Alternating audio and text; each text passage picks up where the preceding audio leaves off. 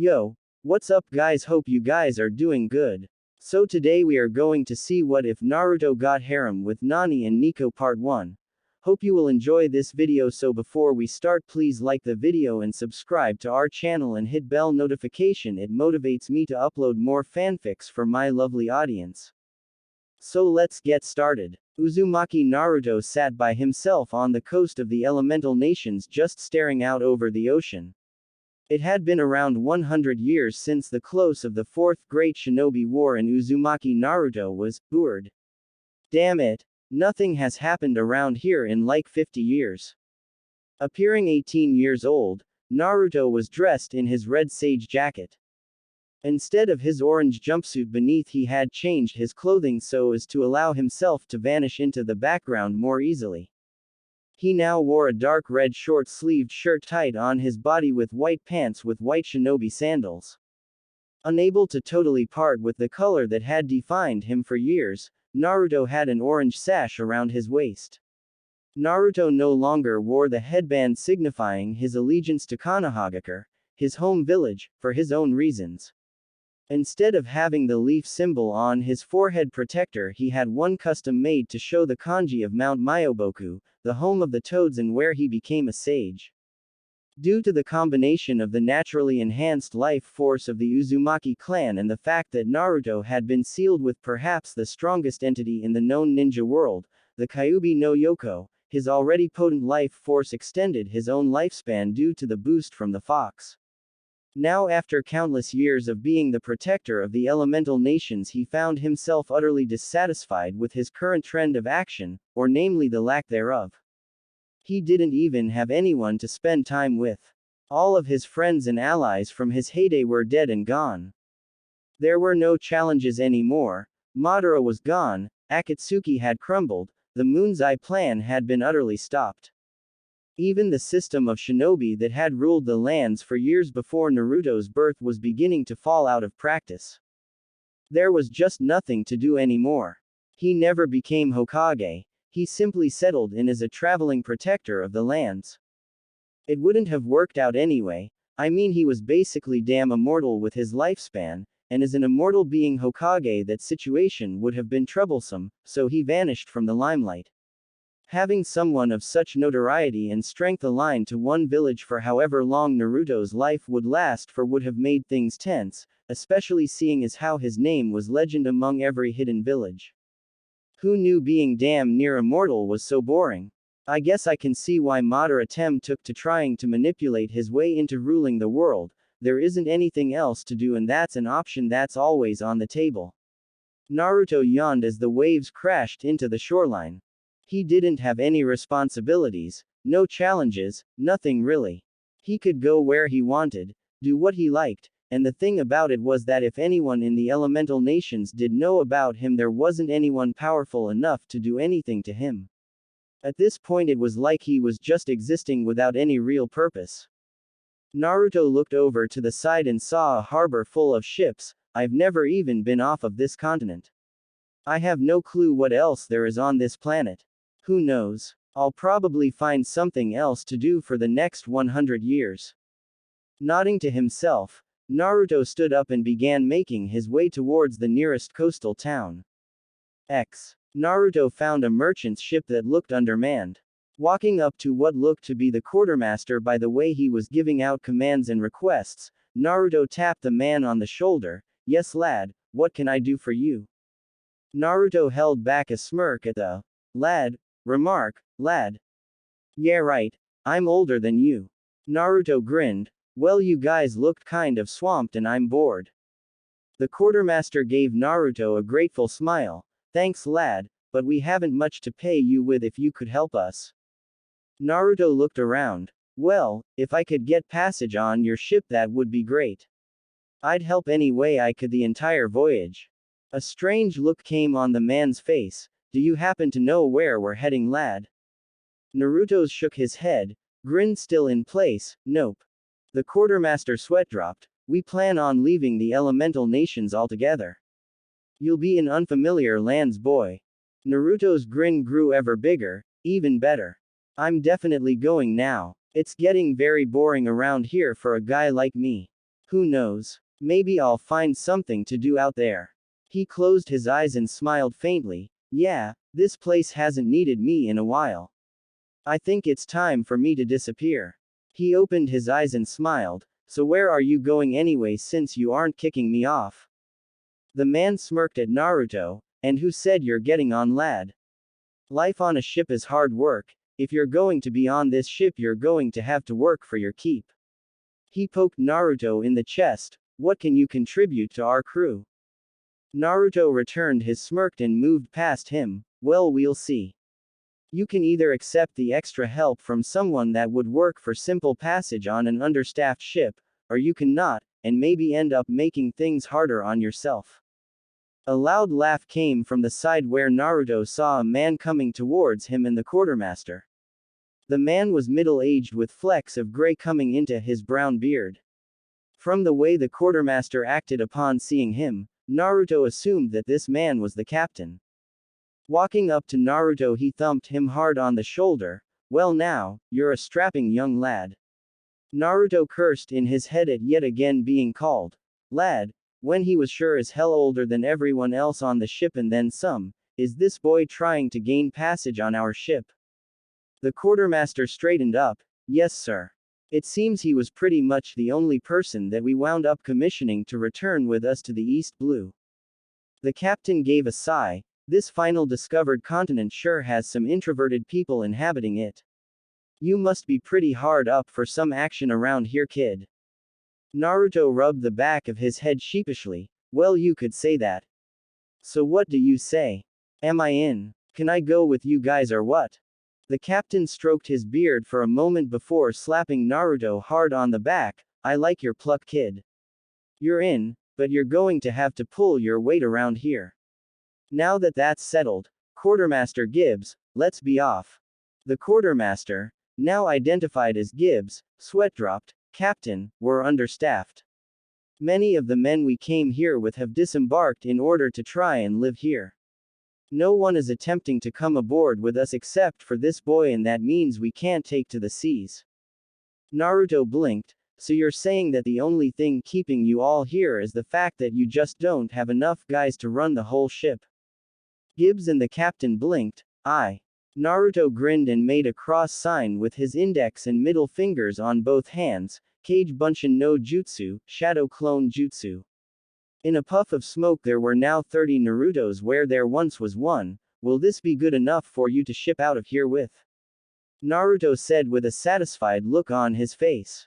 Akuma no Mi, devil fruit, was the collective cry that came up from every man on the ship who had witnessed the feat of self-replication. Naruto looked around in a confused fashion. Akuma no what? The captain pointed at all of the Naruto copies. Such a power. The only thing like it is the power of an Akuma no Mi. Which one did you take, boy? Naruto didn't know what the hell he was talking about, but decided to just go with the flow. I don't know. I've had this power since I was 12, really. He wasn't really lying. Gibbs ran his hand through his hair. Oh well, that isn't important right now. What is important is that we have enough staff to head out of here. The captain stopped focusing on Naruto's Kage Bunshin and turned his attention to the rest of the crew. All right, gentlemen, prepare for departure. He turned to Naruto. What is your name, my boy? Naruto grinned and pointed his thumb at himself. Me. I'm Uzumaki Naruto, at your service. 2 months later. After about a week of seasickness, which was especially miserable on the first day when Naruto's clones all got seasick and puked randomly all over the place before dispelling, Naruto started getting his bearings around the ship. After watching the others in order to learn what needed to be done, he began to take some of the jobs for himself. Once again utilizing Kage Bunshin, he managed to get experience in many workstations on the ship. His favorite, however, was manning the crow's nest, as it was just a fantastic excuse for a lazy bastard to sleep. Shikamaru would have loved it. However, one day when he found himself actually paying attention to his job of keeping lookout, he saw something. Hey captain. What's with that ship out there with the crap on its sails? Naruto pointed out at a ship that was coming up on them rather quickly. The captain looked through a scope and began to sweat. Pirates. The ship broke into an uproar as men scrambled about. Naruto quirked his eyebrow. He wasn't a stranger to pirates. When he was a ninja, pirates roamed the coasts of the elemental nations all the time, but they were so weak it was pathetic for the most part. Naruto climbed down from the crow's nest and got the attention of the ship captain, who was barking out frantic orders. Yo, captain. Let me go over and handle them, I'm starting to get bored anyway. The captain looked at Naruto with a WTF face before his features lit up. Of course. You're a user of the fruit, you're basically a one-man army. Yes, go and take care of them and you'll have my eternal gratitude. Naruto shrugged as he headed towards the edge of the boat to jump over the railing. I'm on it. Wait. Those that eat the Akuma no Mi can't swim. You'll drown, Uzumaki. Naruto turned to the rest of the crew and smirked. It's not that easy to get rid of me, you know. Naruto jumped over the edge amid the gasps of the others as they crowded around to potentially jump in and save him. They got quite a shock, however, when they saw Naruto standing on the surface of the water, running at a speed none of them could match towards the pirate ship. Turning and waving over his shoulder, he grinned. I'll be back in a flash, okay? That idiot Krieg, taking us all into the Grand Line like that. A bald man with dark eyes stated as he looked out at the merchant ship they were quickly gaining on. Well, now that he and all of those other idiots are toast, we can do what we want now. A pirate ran up to him. Captain, we'll be on them within 5 minutes at this rate.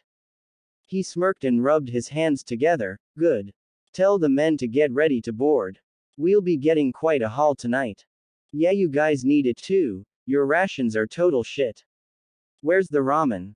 The captain turned to come face to face with a blonde teen sitting on the banister eating a can of their food. He cringed and threw it overboard. Yuck, this is terrible. How could you feed this to people? I would eat my own leg before I eat that crap again. The captain got a tick mark on his head. Who the fuck are you? The blonde grinned widely and stood up before settling into a ridiculous pose. I am the man that makes the men of the nations of the elements quiver in fear and their women in lust. I am the immortal shinobi, the eternal Toad Sennin, and your personal hero, Uzumaki Naruto. Naruto finished, hopping on one leg and gesturing grandly like his old master. For some reason there were kabuki instruments going in the background. Apparently Naruto had created some kage bunshin before getting on to play them. Naruto stood up straight and sighed in contentment. I see why that old pervert did that now. That was awesome. Hey, you guys aren't planning on attacking that ship over there, are you? Because then we'd have a little problem if you were. By now Naruto's presence had been registered by the remaining pirates on the boat, who had begun to crowd around him with their weapons drawn. The captain scoffed and gestured to his men. Who do you think you are, punk? We're from Don Krieg's pirate armada. We'll tear you apart. Cheers went up from the pirates as Naruto stood with a dull look on his face. Naruto cupped his hands to his eyes and looked around. Now, I'm not the smartest guy in the world and I'm pretty new at all of this nautical stuff, but isn't armada a term that basically means a fuckload of ships? And here I only see one. Yeah, this is a real armada, alright. Naruto then got a tick mark on his head. And what do you mean, who do I think I am? I just fucking told you, shithead. Do you have the short-term memory of a goldfish now too? The captain growled. Damn it, we're wasting time with this guy. Kill him already so we can go get our loot. The pirates rushed Naruto with sabers and bare hands, getting a sigh from Naruto. 20 men ended up getting knocked senseless where they stood, or being thrown overboard in no time flat at the hands of some random blonde kid that came out of nowhere. Naruto sighed as only the captain was left. That's it. That's the best you idiots have got. I shouldn't even have woken up for that. That was pathetic. If this is the best the world has to offer, then I'm not impressed. The captain brandished his sword and rushed Naruto, screaming at the top of his lungs.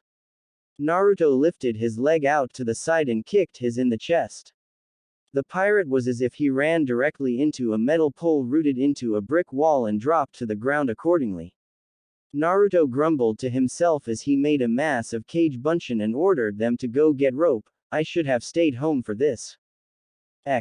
The captain of the merchant ship had a gobsmacked look on his face when Naruto came running back onto his ship 10 minutes after he left, saying he would handle the pirates. Boy, have you ever thought of joining the Marines? Naruto took on a thoughtful look. From the sound of that, it seems like some kind of government military right. Upon seeing the captain nod, he frowned. No thanks, been there done that. I don't fight for anyone other than myself and the people I care for. I'm not becoming someone else's tool.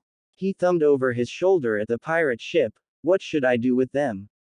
I didn't kill them, and they don't have a thing worth taking. The quartermaster came up. Well, you don't look like you have any money at all. If I were you, I would see if I could take them to Orange Town and see if I could get a marine patrol to take them. Maybe you could get a reward. Naruto scratched his head. Why not? Alright, then that's what I'll do. Naruto had them mark it on a map they provided him from the captain's quarters. Thanks for having me, you guys. It was very cool of you to take me on your ship. The captain grinned and patted him hard on the back again. It was no problem, Uzumaki. You saved us from a fight with pirates after all. I hope we'll see you again soon out there somewhere. Naruto regained his footing and nodded. Yeah, you guys too. Stay safe out there and you'll be hearing something about me soon enough, I'm certain of it. With that, Naruto jumped from the merchant ship to return to the commandeered pirate ship to begin his own journey on the ocean. 1 week later, Naruto pulled into port in Orange Town with the pirates he had captured still tied up on the ship. After docking with the help of Cage Bunshin, he decided to look for someone that could help him with his pirate issue. Walking into the town, he felt something off. It's like no one is even here. A ghost town. But the merchants were so sure that this place could help. Why is this place deserted? He hadn't seen a soul. No people out and about. No one working their shops or anything. The only living creature that Naruto saw in the entire village was a dog standing in front of a pet shop. Naruto spent at least 15 minutes staring the dog down as it simply sat there unmoving. As he pondered this, a crack of gunfire rang out in the slight distance. He then caught sight and sound of someone falling from the sky after being dropped by a huge bird. As he watched the person drop, Naruto turned away and headed back to his ship. Oh well, not my problem. A few minutes later, Naruto found himself back at the ship he had docked as he noticed another, larger, more ornate ship looking somewhat like a carousel was near his ship. Shaking his head at the weirdness of the people that inhabited the rest of the world, he checked on his prisoners, smirking as the restrained men attempted to curse him out. Getting off of his boat, he heard someone call out to him, "Hey." Naruto turned towards the voice to find a well-figured young man around his age, with short light green hair and 3 gold earrings in his left earlobe. He wore a plain white shirt with 3 buttons at the collar with black trousers, black shoes, a black bandana around his arm, and a green wide sash around his waist. Naruto then took notice of the 3 swords he had on his right hip. Strange, but potentially dangerous. Naruto raised an eyebrow at the man. Yes. Can I help you? Hopefully whatever this guy wanted would actually help him find somebody in this town. The newcomer gave Naruto a lazy look, seemingly sizing up Naruto the way Naruto had just done to him. Have you seen a guy with a red vest, blue shorts, and a straw hat on his head? He probably would have had a stupid look on his face. I think he might be in the grasp of a bird or something. Naruto scratched his head. I don't know about the description, but I did see a guy get dropped by a bird in the middle of town not too long ago, maybe an hour I'd guess. He pointed towards the middle of the town. That should be your best bet. The man sighed and started moving towards the indicated direction. Alright, thanks I guess. Naruto waved the swordsman off and returned to business as usual. Sitting on the dock, looking at a map of the nearest places to go in order to maybe turn the fools he had captured in and restock, seeing as how the burg he was currently in didn't have anyone besides some guy with green hair in it. After a while, Naruto began to wonder if leaving the elemental nations was such a good idea. Man, This whole traveling the world thing is going to be harder than I thought. Sighing to himself, he made to return to his ship when the noise of cannon fire rang out. Looking around to see what was up, Naruto ended up witnessing his ship explode into little splinters. Naruto stood with a look of disbelief on his face as he watched the wreckage in port. His stunned staring was broken by 3 pirates that had walked up on Naruto from behind. It looks like the captain fired off one of his special cannonballs. This poor schlub's ship is done for. Naruto began leaking off massive amounts of killing intent. The captain. Who's captain? Who's the dead asshole that did that to my ship? The pirates backed off at the anger coming from the strange teen, Captain Buggy. He runs this town, didn't you know? Naruto shook his head angrily with his back still turned. The pirates started getting a little bolder now. You should be ecstatic actually. The captain doesn't use his special buggy balls for no reason. You must have made him angry. They all began to walk towards the seemingly non-responsive boy. Naruto finally spoke. I never met the guy, but he's going to wish he didn't just turn my ship into floating lumber by the time I'm done. And I'll start with you 3. Naruto then proceeded to beat the living daylights out of the 3 pirates until his temper was adequately sated. Naruto spared the unconscious pirates a last glance before he headed into town again, this time finding an intriguing sight for him. Naruto saw a strange man with white hair shaped like teddy bear ears and a woolly-looking half-top shirt riding a gigantic lion 5 times the size of the man riding it. He then saw a pair of arms stretch out, twisting in a spiral, grabbing the lion and lifting it before slamming it on its head. Gomu Gomu no Tsuchi, Gum Gum Hammer. Naruto's eyes lit up at the sight of that. Oh Kami. Finally, someone around here that can fight. The attacker had kneeled down on one knee by the lion. He had short black hair, a scar under his left eye, a red vest, sandals, and blue shorts. Naruto noticed the straw hat by his side and realized this was the person that the green-haired guy had been looking for. What was that guy worried about? This kid is awesome. The teddy bear-haired man burst into frantic tears. Richie. He pointed at the kneeling boy. What are you? He stood up and dusted himself off. A long time ago I ate the Gomu Gomu no Mi, Gum Gum fruit. The strange white-haired man looked slightly fearful.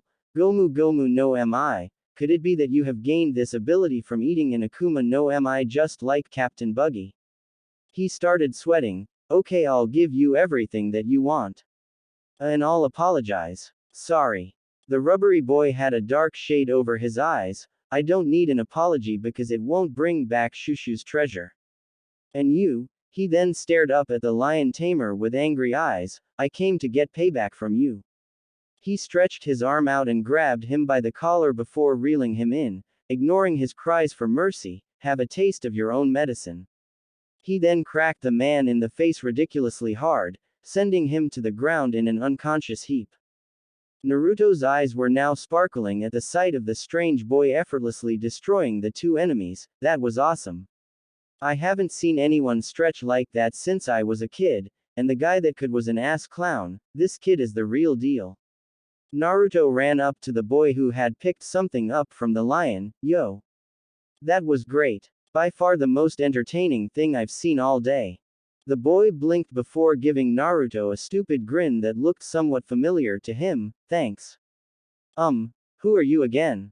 Naruto chuckled. Me. You can go ahead and call me Uzumaki Naruto. Now who are you?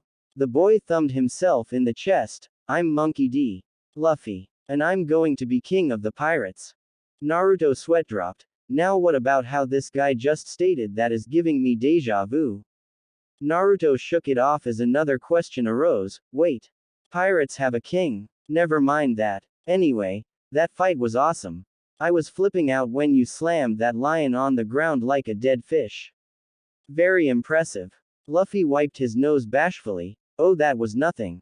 He gripped his own bicep with a grin still situated on his face before he noticed what he had in his hand. I'll be right back. Luffy then started to walk off. Naruto, curious about the young fighter, followed him until they came to a ruined building with a small white dog sitting out front that reminded Naruto somewhat of his old friend Kiba's dog, Akamaru. Naruto quickly shook that from his thoughts. No, don't think about that. They all had happy, peaceful lives after you left Konoha. You kept them all safe. They died happy, that was all you could do for them. Naruto was snapped from his thoughts by a girl Luffy's age with orange hair that went down to her neck. She had on a white and blue striped shirt, an orange short skirt, and orange high-heeled sandals. Naruto smirked as he noticed that this girl looked good, and how the hell did this girl know the rubber kid until she spoke? Oh ho, Mr. Pirate, so you're still alive. I thought you would have been finished off by that lion. An old man next to her in a battle gear, spoke up. Hey, what are you saying? She ignored him and tried to lash out at Luffy before being held back by the old man. Before you get your pirate pals over here to raid the village, why don't you just go to hell? Naruto raised an eyebrow out of curiosity at her outburst while Luffy's face didn't even register that he had even heard anything until he walked up to her while she was still being held back. You think you can hurt me? He then childishly stuck his tongue out at her and walked past her. This pissed the girl off to no end as she struggled to free herself and assault Luffy. Okay, you wanna fight me, you stupid pirate? She turned to Naruto, who was snickering with an amused grin on his face. And what the hell are you gawking at? Take your rubber pirate buddy and get out of this place. Naruto frowned. That's not very nice at all. I don't know anything about that guy at all other than the fact that he likes straw hats and he can body slam a lion 4 times his size. And I'm not a pirate, I'm just some guy that showed up in town at the wrong time. He then took on a thoughtful look. Actually, I think it was the right time, because I was getting bored as all hell just sailing. Maybe this was a blessing of some sort. Naruto then stopped paying attention to her as he found himself lost in his own thoughts. She didn't like that at all. Stop ignoring me, you blonde idiot. The sound of something being set down got everyone's attention as they all looked at Luffy. Luffy sat down next to the dog after placing a box of food in front of it with a big grin. That's the only one I could bring back. The rest was eaten up, if you can believe me. The girl calmed down to the point where the old man let her go as they all watched Luffy interact with the dog. Naruto smiled to himself. That's one selfless guy. He started getting the girl's attention. I saw him fight that lion. I just figured it pissed him off or something. I never bothered to ask why because it just looked so cool. But fighting for this little dog, and now he's comforting him after he lost his building, I really like this kid now. He noticed the girl looking at him, probably mirroring some of her own thoughts, and gave her a cheesy grin. I am Uzumaki Naruto. Nice to meet you. She looked a little taken back at his chipper attitude. I'm Nami. Naruto nodded as they watched the dog bark and walk away. Luffy stood up and waved. Yeah. You be strong too. That brought some good-natured laughs from everyone around. After the dog got out of sight, Nami sighed and walked up to Luffy with a smile. Sorry for screaming at you. Luffy looked at her and grinned. It's okay. You lost someone important to you because of pirates. You've been through a lot, haven't you? You don't need to say anything. The old man near them finally exploded. I can't stand it anymore. It's just so miserable. Shushu and you youngsters are fighting like this, but why is it that I, being the village chief, can only watch our village be trampled? Naruto's sweat dropped and pointed lamely. Maybe because you're just an old man with a flimsy spear and shitty armor. Kami, old man, that crap doesn't look like it can stop wooden stake, let alone a sword or a bullet. Nami saw how riled up the old man was getting. Wait, chief, calm down. The old chief looked too inspired to stop. To a real man there are just some fights that cannot be avoided. Isn't that right, kid? Luffy grinned. That's right, mister. Nami yelled at Luffy. Don't encourage him. The chief then launched into a spiel on how his last village was destroyed and how 40 years ago he and the villagers built the village that they were currently standing in. Upon finishing, proclaiming that he was going to stand up and fight, a cannonball destroyed the chief's house and sent them all to the ground. Naruto hopped up to his feet and pointed at the wreckage. That's the same damn thing that just happened to my ship. Who the fuck shot that shit off? Luffy jumped up next to Naruto. Ah. Zoro was sleeping in there. The chief looked at his former house in anger. Is he dead? The kid with the waistband. Luffy yelled into the smoke and rubble. Hey Zoro, are you still alive? That was some bad way to wake me up. A green-haired man sat up holding his head. Naruto identified him as the same guy who had been at the harbor with him earlier. The chief was growling now. It feels as if my chest is being scraped out. I'll not let these pirates trample all over us again. I am the chief and I won't let the village be treated this way. He finished, holding his spear in the air. As he tried to storm off, Nami held him in place telling him it was reckless. I know it's reckless. That forced her to let go of him and he took the opportunity to jet off to confront the pirates. Just you wait, Buggy the clown. Zoro laughed from where he was on the ground. For some reason this is starting to feel more fun. Luffy laughed to himself. You know. I agree. Nami just looked between them and yelled at them. How can you still laugh? Luffy simply gave her his ever-present grin. Don't worry, I like that old man. I'm not going to let him die. Nami still didn't understand. How can you still laugh in this situation? Where the hell is your confidence coming from? Luffy didn't really answer. Our destination is the Grand Line. Now we're going to steal that map again.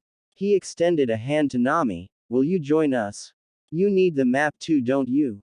And the treasure. I'm not going to become a pirate. Nami simply stated while slapping Luffy's hand away. Rather than partners, let's just say we're cooperating. Helping each other to achieve our goals. Luffy laughed and nodded before turning to Naruto. And what about you, new guy? Are you in too? Naruto's lips quirked as he placed his hands behind his head and grinned. Well, since I owe that Buggy the clown or whatever his name is for trashing my ride and sinking my bounties to the bottom of the sea I'm in. Zoro pulled the bandana off of his arm and wrapped it on his head, gaining Nami's attention. You're going too? What about your injury? Zoro grinned as he tightened it on his head. More important than the injury done to my body is the injury done to my name that I suffered because all I did in my last fight was get hurt. So should we go? The three men along with a somewhat reluctant Nami began walking in the direction the chief went off in to confront the pirate Buggy. Upon arriving they found the chief being held off of the ground by his throat with a disembodied hand. Naruto once again raised an eyebrow at the weirdness, but hell if he hadn't seen weirder before. Luffy sprang into action and freed the chief by prying the hand off of his neck, getting the attention of Buggy. Straw Hat, so you come without a single trace of fear by your own will. You morons, you're all so dead. He then noticed Naruto. Who the hell are you?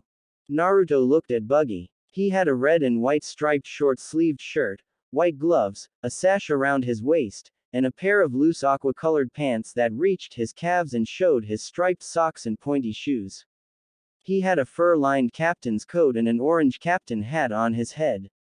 On his face there was clown makeup and a big red clown nose. Naruto glared at the clown. Your stupid cannonball destroyed my ship, you bastard. You'd better have insurance, ass-whooping insurance. Because you're about to pay a deductible. Buggy seethed at the group of kids that were facing him down. You're all dead. Naruto rolled his eyes. Far stronger people than you have tried before. Nami backed off. Listen, I don't care if you guys fight or not.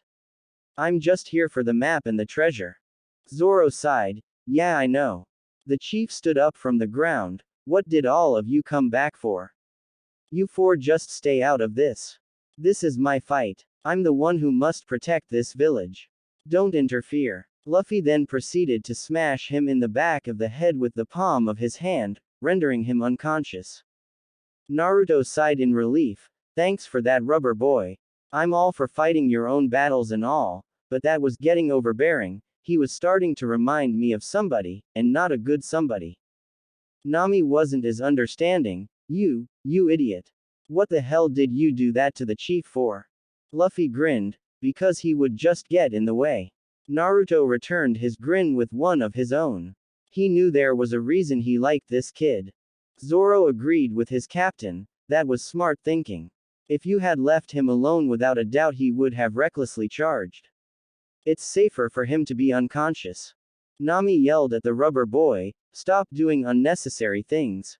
Luffy simply pivoted on his foot to face Buggy, hey you. You huge, red, ugly, big nose.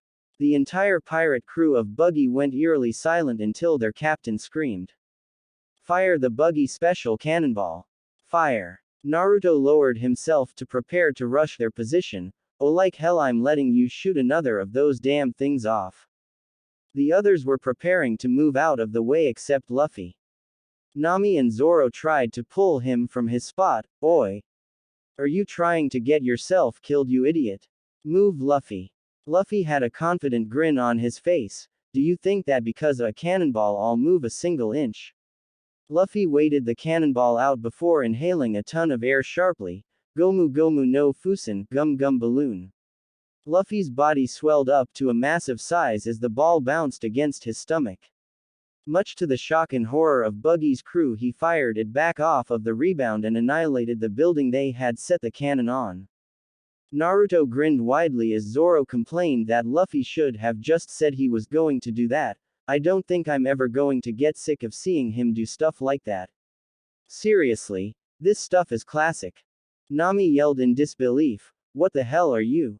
She marched up to Luffy, explain yourself, I don't understand this at all. From the moment you fought that lion and came back alive, this isn't humanly possible. How the hell did you just swell up like a balloon? You sure do like to say hell a lot, Nami-chan. Nami turned her glare on Naruto, who looked away innocently while Zoro chuckled. Luffy crossed his arms, Gomu Gomu. Nami cut him off, I'm not asking for the name of the move, you monster.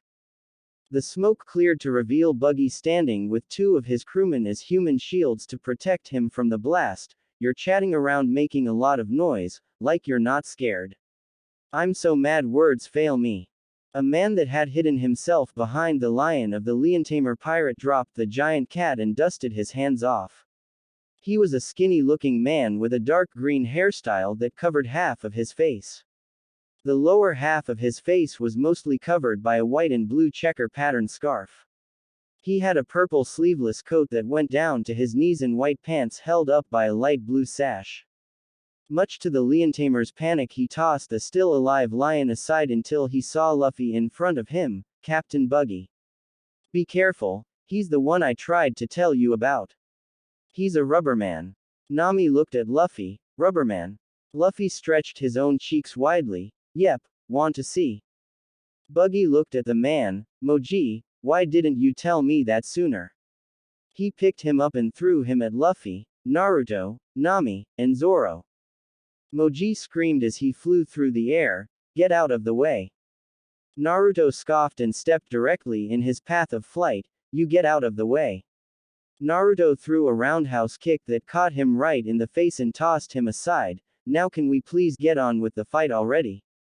I haven't beat anybody up in a good long time. I call the entire crew. He looked at the men standing up from the wrecked building, well, whoever's left of the crew. Kabaji, the man identified earlier and Buggy's second mate, hopped on a unicycle and charged Luffy after drawing a sword, I'll avenge the pain that you've caused my crew. However, Zoro stepped in the way and blocked with one of his own swords, if it's swords, I'm all for it. Luffy looked at the bleeding bandages on Zoro's body, look Zoro, I think it's better if I take it. Or maybe we can use the new guy over there. He pointed over to where Naruto had gleefully taken to thrashing the remainder of Buggy's crew with his bare hands. Naruto ducked a slash of a man's sword before grabbing his throat and slamming him into the ground. He turned and gave a thumbs up to the others, nah, Zoro called him, he's got this guy. Naruto then returned to his originally scheduled pummeling. He grabbed two men and smashed them together, this is so easy. I don't even need to use any jutsu on these guys. This is the crew of a feared pirate. I hope Buggy fights a hell of a lot better than the rest of these clods, or this is going to be cake. Nami watched him take apart an entire group of grown men smiling like it was his birthday with a sweat drop on her head. Kabiji took advantage of the disagreement and shot his flame breath at Zoro. Zoro dropped to his knees as his face was singed from the fire, and Kabiji took advantage of the situation once more in order to deliver a kick with the point of his shoe to Zoro's wound in his side. Zoro cursed and writhed on the ground in pain as Kabiji mocked him. "What's this? I didn't even kick you that hard. Did I?" Nami grit her teeth. "You dirty bastard." Aiming to the wounded area. "If you're not cheating, you're not trying." Naruto sounded off in the distance as he continued to crack skulls.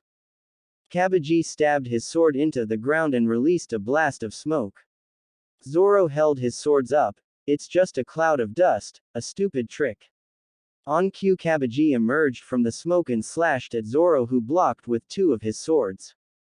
Kabiji smirked and drew his foot back for another kick at Zoro's wounded area before punting him in the side.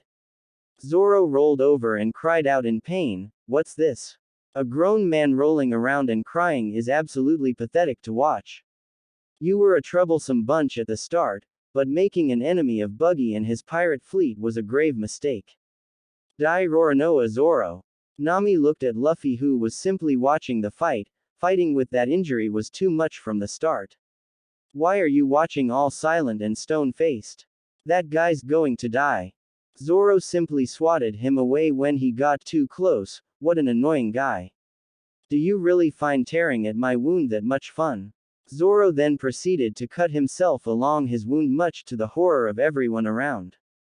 He placed a sword in his mouth. "My goal is to become the world's greatest swordsman. Is my condition enough for you now? Let me show you the difference in skill between us." Now holding a sword in both hands and one in his mouth, he smirked as he explained himself. "To anyone that calls himself a swordsman, I won't allow myself to lose to them even once." Naruto dusted off his hands as he dispatched the last of Buggy's men to the land of unconsciousness. He turned and saw Zoro preparing to combat Kabiji and saw Luffy and Nami just watching along with Buggy. Naruto sighed as he made his way over to them. "Zoro, hurry up and kick his ass so we can beat Buggy. I need to figure out how I'm getting off of this island if you've all forgotten." Karaji sneered. "You asshole. Do you really think it will be that easy?" Nami looked over to where Naruto had just walked away from and whispered to Luffy, "Hey. Behind the destroyed pub there's a warehouse. Their treasure is over there and the map is probably still with Buggy. Since Naruto knocked all of them out, I think I'll go over, and after I acquire the treasure I'll make my escape, since whether you win the fight or not it has nothing to do with me." She started walking away. "If you actually manage to get the map and fulfill your part, we can cooperate again." Naruto raised his hand and followed behind her as she walked over to the warehouse. "I'm going too." Nami turned as Naruto had followed her away from Luffy with a dull look on his face. Nami was somewhat surprised and suspicious of Naruto. "What? Why? Luffy and Zoro are still fighting. Don't pirates like you have some kind of code about running away or something?" "They seem to." Naruto palmed his face. Once more, for the benefit of those with no short-term memory, "I am not a pirate. Say it with me now. Uzumaki Naruto is not a pirate. I'm not a damn pirate. And anyway, if you don't like pirates, why the hell do you hang around with pirates?" Nami scoffed as they continued on, only turning back as they heard Buggy cry out in pain. Luffy must have finally started in on Buggy. "Oh well then." Nami continued on towards the treasure with Naruto in tow. Being bored enough to actually want to go back and see Luffy fight Buggy, Naruto decided to break the monotony. "So after you get the treasure, how the hell do you plan on getting out of this place? The only boats I saw were mine, Buggy's, and the little piece of crap that Zoro came in on." Nami turned and winked at him. "I have my ways. Why are you coming with me anyway?" Naruto shrugged. "Well, I need money actually. It's not like I'm really broke, but I truly doubt that my currency would fly around these parts." Naruto pulled out his frog wallet and pulled out a wad of bills to show Nami. Nami turned and looked at his currency. "You're right, we don't use that. We use belly instead." What place are you from that doesn't use belly as its currency? Naruto rubbed the back of his head sheepishly. I come from a place called the Elemental Nations. He saw Nami looking at him blankly. I heard the guys on the ship that I took to get here call it the final continent, or something like that if that helps. Nami stared at him in shock. You're from the final continent. But that place was just discovered around 50 years ago. The world government doesn't even have any representatives there yet. Naruto's eye twitched. It's called the Elemental Nations. And it's not like the place was hard to find, it was just really, really, really, really, really, really far out of the way. People have been there for at least hundreds of years. And I doubt your world government will find it that easy to get its hooks into that place. It's really militarized already. It's just now coming into a period of peace after 100 years of on-again off-again periodic warfare. Nami blinked in surprise. Really? How many countries are there in the Elemental Nations? Naruto thought for a moment. There are 5 that have the most significant power, and then there are countless little ones that have militaries of their own. I would say that there are about 20 countries in the Elemental Nations. Nami didn't know how to tell him, so she just came out with it. Naruto. The world government has 170 countries from all over the world in it. Your home is probably the only place in the entire world that is untouched by them. But if you were able to catch a ship from there to the East Blue, then it might not be that far off. Naruto paled at hearing that information. He believed that the 4 great shinobi nations were powerful. He even believed that the other countries had tremendous ninja of their own, but against an allied army of over 170 nations they would be crushed or assimilated. He could only hope that the world government kept their eyes away from the Elemental Nations, or that they would let them be, but with his knowledge of human nature he knew that was a pipe dream at best. Naruto. Naruto. He was brought back to the regular plane of existence when Nami called out his name. I said, what did you do there? You're a pretty tough guy. And on that thought, why did you leave? Naruto looked at Nami and smirked. If I told you what I did for a living, you either wouldn't believe me or I would have to explain it. And you tell me why you left your home to come out on the big blue ocean all on your own. It seems pretty dangerous for a girl like you. Nami frowned but quickly covered it up with fake laughter. I'm not nearly as helpless as you think I am, Naruto.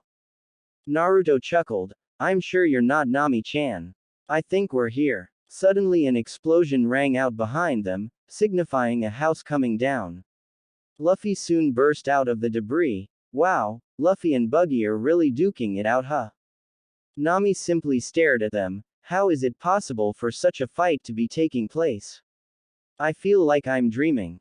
She looked at Naruto, who, other than being mildly interested in the fight, didn't show much surprise, if any at all. Why don't you look surprised by any of this? Naruto acknowledged her with a grunt. Well, I've been seeing stuff like this go on around me since I was a little kid. The Elemental Nations are full of people that can do remarkable things. I have to say that they're a few decades too late for me to be shocked by what they can do. There's no such thing as impossible in this world, that's what I've learned. Nami raised a delicate eyebrow at his choice of words, a few decades too late. Naruto frowned. Bite my tongue, he pointed out at Luffy and Buggy's fight. Oh look, Luffy's pissed. That got Nami's attention. She had never seen the boy really angry about anything the entire time since they had met. She saw that he was upset about Buggy nicking his hat with his strange powers to separate his body into segments. I thought he was the kind of guy that never got upset about anything. Naruto nodded. Everyone has their triggers, Nami-chan. No matter how minuscule, everyone has a breaking point. They saw Buggy begin to target Luffy's hat in order to rile him up further, just out of cruelty. He eventually impaled the hat on his blades. Naruto cringed and subconsciously clutched at something under his shirt. He could only imagine how angry Luffy was at losing his hat. It must have been truly precious to him. Buggy laughed as his hand flew back onto his wrist with Luffy's impaled hat on it. Kuhahahaha. What kind of treasure is this ragtag hat? Luffy outright sprinted at Buggy. That's the hat I swore myself to with Shanks. Buggy cast the hat off of his knives onto the ground, so that's why it looked so familiar. Me and that guy used to be on the same boat. We were comrades back when we were just trainees. Luffy lunged at Shanks with a punch. You say he was your comrade? Shanks was a great man. He nailed Buggy right in his body as his head separated from his body and reattached, forcing the clown pirate to the ground. Luffy pulled on Buggy's cheeks and angrily spoke to Buggy about Shanks. Naruto sighed. Well, it looks like Luffy's little temper tick is anything derogatory to do with either that hat or this Shanks person. Nami re-entered reality. Ah, I was so fascinated I kept on watching.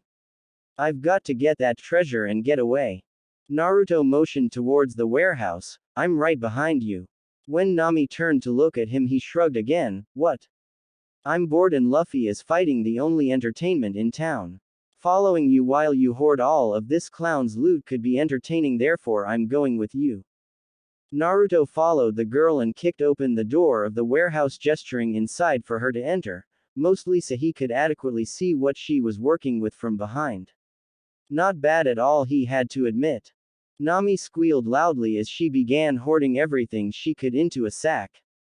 Naruto saw some bills sitting off to the side and decided to line his own pockets. Hey, everybody was doing it. Soon enough Nami filled her sack with as much as she could and strolled outside with a content look on her face that Naruto just had to chuckle at. Because of that, whoever touches my treasure, I never leave them alive. Naruto exited the warehouse to find Buggy lunging his entire torso at Nami with his blades pointed at her. Did you think you could fool me, Nami? Put my treasure down so I can send you painfully to hell. I'm not giving you a single thing. Nami yelled at him as she cradled her sack of monetary gain. In the middle of his death lunge at Nami, Buggy stopped with a pained look on his face. Naruto looked to see Luffy had planted a foot painfully right between Buggy's legs as he had left the lower half of his body back when he attacked Nami. Naruto pointed at Luffy and laughed. If you're not cheating, you're not trying.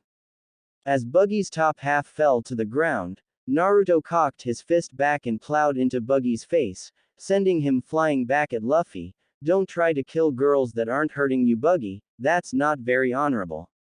Buggy mumbled to himself in pain. Some kid dared to kick my bottom half, and then some other punk got a sucker punch right in my face.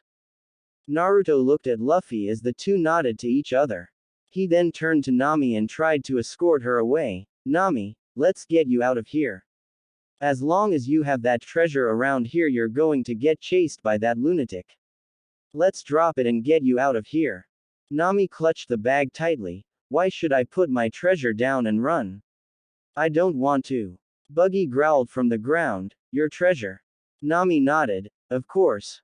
Since I'm a pirate treasure thief and I just stole from a pirate, I'm telling you this treasure is mine.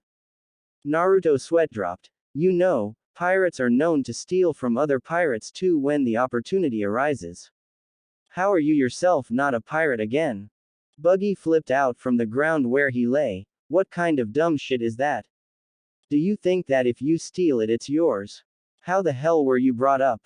Naruto grinned at him, apparently remarkably close to the way that I was. I'm still not a damn pirate though. Nami laughed. A lecture from a bad guy. Enough of that nonsense. She stuck her tongue out in a pouty manner. I don't think I've done anything bad enough to be lectured by a pirate. Naruto laughed out loud at that. Who are you people? You guys are awesome. Where did you all come from? Buggy growled and split his body into multiple pieces, sending them at Nami. Bara Bara Festival, Chop Chop Festival. He surrounded Nami with his body parts and laughed. See if you can protect her now. Luffy grabbed a foot that Buggy left behind and started tickling it, forcing him to stop his movements in order to laugh. Luffy did all kinds of things to his foot, smashing the toes into the ground, pinching the skin, all kind of things until Buggy yelled at him. Nami saw an opening and swung her bag at him, but it was caught by his disembodied hands. The two started a tug of war over the bag while Buggy tried to sneak some blades on her from behind. Naruto narrowed his eyes at this and rushed in with a swirling ball of blue energy in his hand, Alright Buggy, I thought I told you. He jumped into the air and drove the ball into Buggy's torso. Leave women alone. Rasengan, spiraling sphere. Naruto's attack drove deep into Buggy before it sent him flying off into the side of a building. Naruto sighed and looked back at Nami. Are you okay, Nami-chan? Nami blinked blankly and nodded. Yeah. Thank you, Naruto. Luffy ran up to Naruto with shining eyes that scared the blonde slightly. That was so cool. How did you do that? Can you teach me how to do that? What was that? Naruto was feeling uncomfortable but answered all of his questions. Thanks. I channeled my body's energy called chakra to use it. It's kind of something personal, so sorry I can't, and I call it Rasengan. He then reached into his own coat pockets. Oh, you wanted this, right? Naruto said, handing off a map. I took it from him when I hit him with that last attack. Luffy grabbed the map and celebrated. Alright. I finally got the Grand Line map. Wait, you brats. They all turned to see Buggy with blood coming from his mouth, a mark carved into his torso in the shape of a spiral, and his limbs off of his body. I'll kill you all once and for all. He called for his body parts to return but only ended up getting his hands and feet. Nami stood on a pile of body parts, looking for these. Buggy's eyes bulged out of his head. Ah. My body parts. Luffy gleefully shot both of his hands backwards. A thief can do some cool things sometimes. Let me handle the rest. Get lost, Buggy. Luffy shot both arms forward and punched Buggy with both hands. Gomu Gomu no Bazooka, Gum Gum Bazooka. The attack sent the clown-themed pirate flying into the distance. Naruto whistled as he saw Buggy disappear into a dot. Damn, Luffy. How hard did you hit him? Luffy looked at Nami. You're going to join my crew now, right? Nami smiled as she tried to heft her large bag of treasure. I'm just working with you while it serves my purpose, remember that.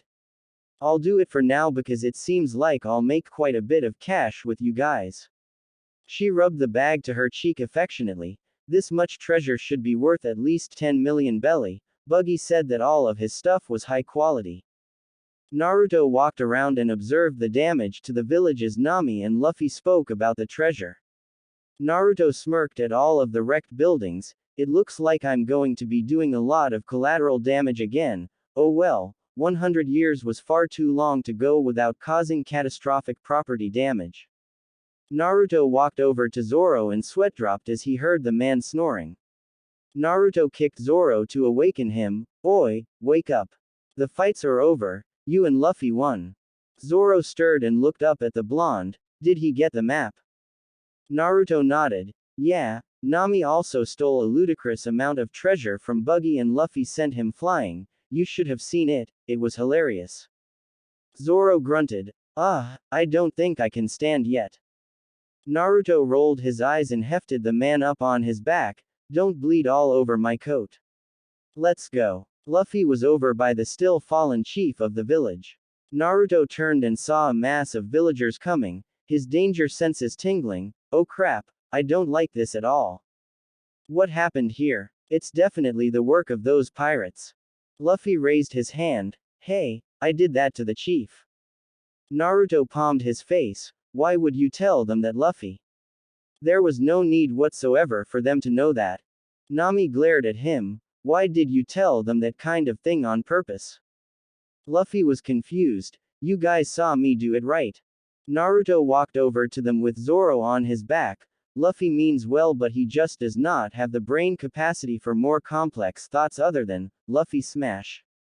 How dare you do this to our chief? Who the hell are you? The pirates. Luffy grinned and shouted, we are pirates. So you are. The villagers all brandished weapons at the group. Naruto waved his hands out in front of him while Nami yelled at Luffy, whoa. Wait. Hold on for just one freaking minute here. He pointed at himself. This guy, not a pirate. Take note for posterity. Not a pirate. Damn it. He pointed at Zoro, who was laughing his ass off on Naruto's back. This gimp here, well, he did say he was Luffy's friend, so I guess he's technically a pirate. But, he pointed at Nami before he dropped his finger lamely. Alright, she says she's not a pirate, but she apparently travels the seas and steals stuff. That's like a qualification for a pirate even if she says she isn't, so again, technically, she's a pirate too. Ignoring Nami's squawk of indignation, he then pointed to a grinning Luffy and paused before waving it off as a lost cause. Oh, never mind, this idiot just told you he was a damn pirate. But me, I'm not a pirate, so don't kill me, I'm just passing through. Get them. Luffy took off running. Let's run away. Naruto rolled his eyes as he and Nami followed. No shit, Luffy. No, we should stay back there with the rabid people with sharp pointy weapons and lack of reasonable deductive skills. He finished sarcastically. Luffy grinned. This is a good village. No matter what excuse we give them, they'll still be mad at us. All for their chief. Naruto grunted. Yeah, but they really would have come in handy a half an hour ago instead of now when the fight is over and Zoro is dead weight on my back. They cut through an alley where Shosho stood to block the villagers from continuing to pursue. Despite the villagers trying to reason with the dog to move, he blocked the pirate group's retreat. Eventually they came to the docks where next to Luffy and Zoro's piece of crap tub in the water stood a boat that was actually respectable. Luffy looked at Nami. Wow, is this your ship? She shook her head. No, I stole it from some stupid pirates. 3 of the pirates Nami tricked for the boat rose up into view. We knew you'd come back, boat thief. If we just waited here long enough. He was cut off by Naruto jumping on board and pummeling all 3 after unceremoniously dumping Zoro on the deck. Whatever, you wimps. Blah, blah, blah. Wasting my time. He turned to Luffy and Nami. Get your asses on board now unless you want the killer lynch mob of unreasonable people to catch up and violate us horribly. The 3 beaten up pirates stood up with bruises and swelled lips. Who do you think you're, kid? Why the hell did you drop me, Naruto? The pirates turned to face the displeased face of Roronoa Zoro. Upon seeing his face, they jumped into the water and swam away frantically. Naruto shrugged and unhooked the boat from the dock as Nami and Luffy jumped on board. Luffy unfurled the sail. Alright, let's go. Naruto made a few hand seals as the wind picked up and allowed the ship to move faster with the boost. As they pulled off, he looked up. Hey, that looks like Buggy's emblem on the flag. Nami shrugged. I stole it from his pirates. I'll change it later. Stop right there. They turned towards the dock to see the chief standing there. I still have something to say to all of you. They all listened intently for his words. I'm sorry. I owe you all. The kids all grinned at him as Luffy yelled back. Don't worry about it. Just live happy lives. Nami looked around the ship. Luffy, where's the other bag? I gave you half of it. Luffy didn't bat an eye. I left it in the village. Nami snapped. You left it. I gave you half of it. That's 5 million belly. That was my treasure. Luffy shrugged. Well, yeah, but since the village was half destroyed, I thought it would take some money to repair it. Naruto nodded sagely. Yeah, besides. Luffy did do a lot of the damage either directly or indirectly himself. He then got a tick mark on his head. Oh man. I had a kick-ass ship and now I'm in this. I fought for and stole that first one fair and square and now I'm in this heap. Naruto looked up with anime tears. Nami was choking Luffy and trying to push him into the water. If you ever do that again, you're dead, do you hear me? Zoro was still laughing like it was the funniest thing in the world. Naruto stopped crying and looked at Nami and Luffy in amusement. Well, at least this is looking to be something interesting. I think I'll stick with these guys for a while. Luffy yelled out. All right, crew. To the next island and adventure. Naruto's annoyed voice rang out across the ocean. I'm not a damn pirate. We need to plan things more. Naruto smirked as he heard Nami try once more to get Luffy and Zoro to do something other than just sit around, sleep, yell out in the middle of nowhere, or just all around do nothing useful. He would have included himself with the other 2 as someone that partook in the festivities that were aforementioned, but seeing as how Naruto didn't call himself one of the crew, he could say that about them and not himself, therefore freeing up his conscience to do all of jack shit when Nami brought these things to him. Oh, Nami said that she wasn't a part of the crew. She would claim up and down that they were simply partners if anything, but the way she was trying to take the lead here, it was clear that whether she admitted it or not, she was a member of the crew. Luffy looked at her strangely as he sat at the tip of the ship. What do you mean, Nami? She sighed. Are we really going to go to the Grand Line like this? Luffy kept his confused look until the thought hit him. Oh. That's right.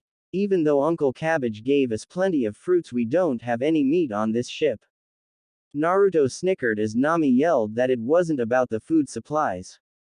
Uncle Cabbage was the name that Luffy gave to a strange man named Gaimon whom they had all met on a deserted island a few days ago.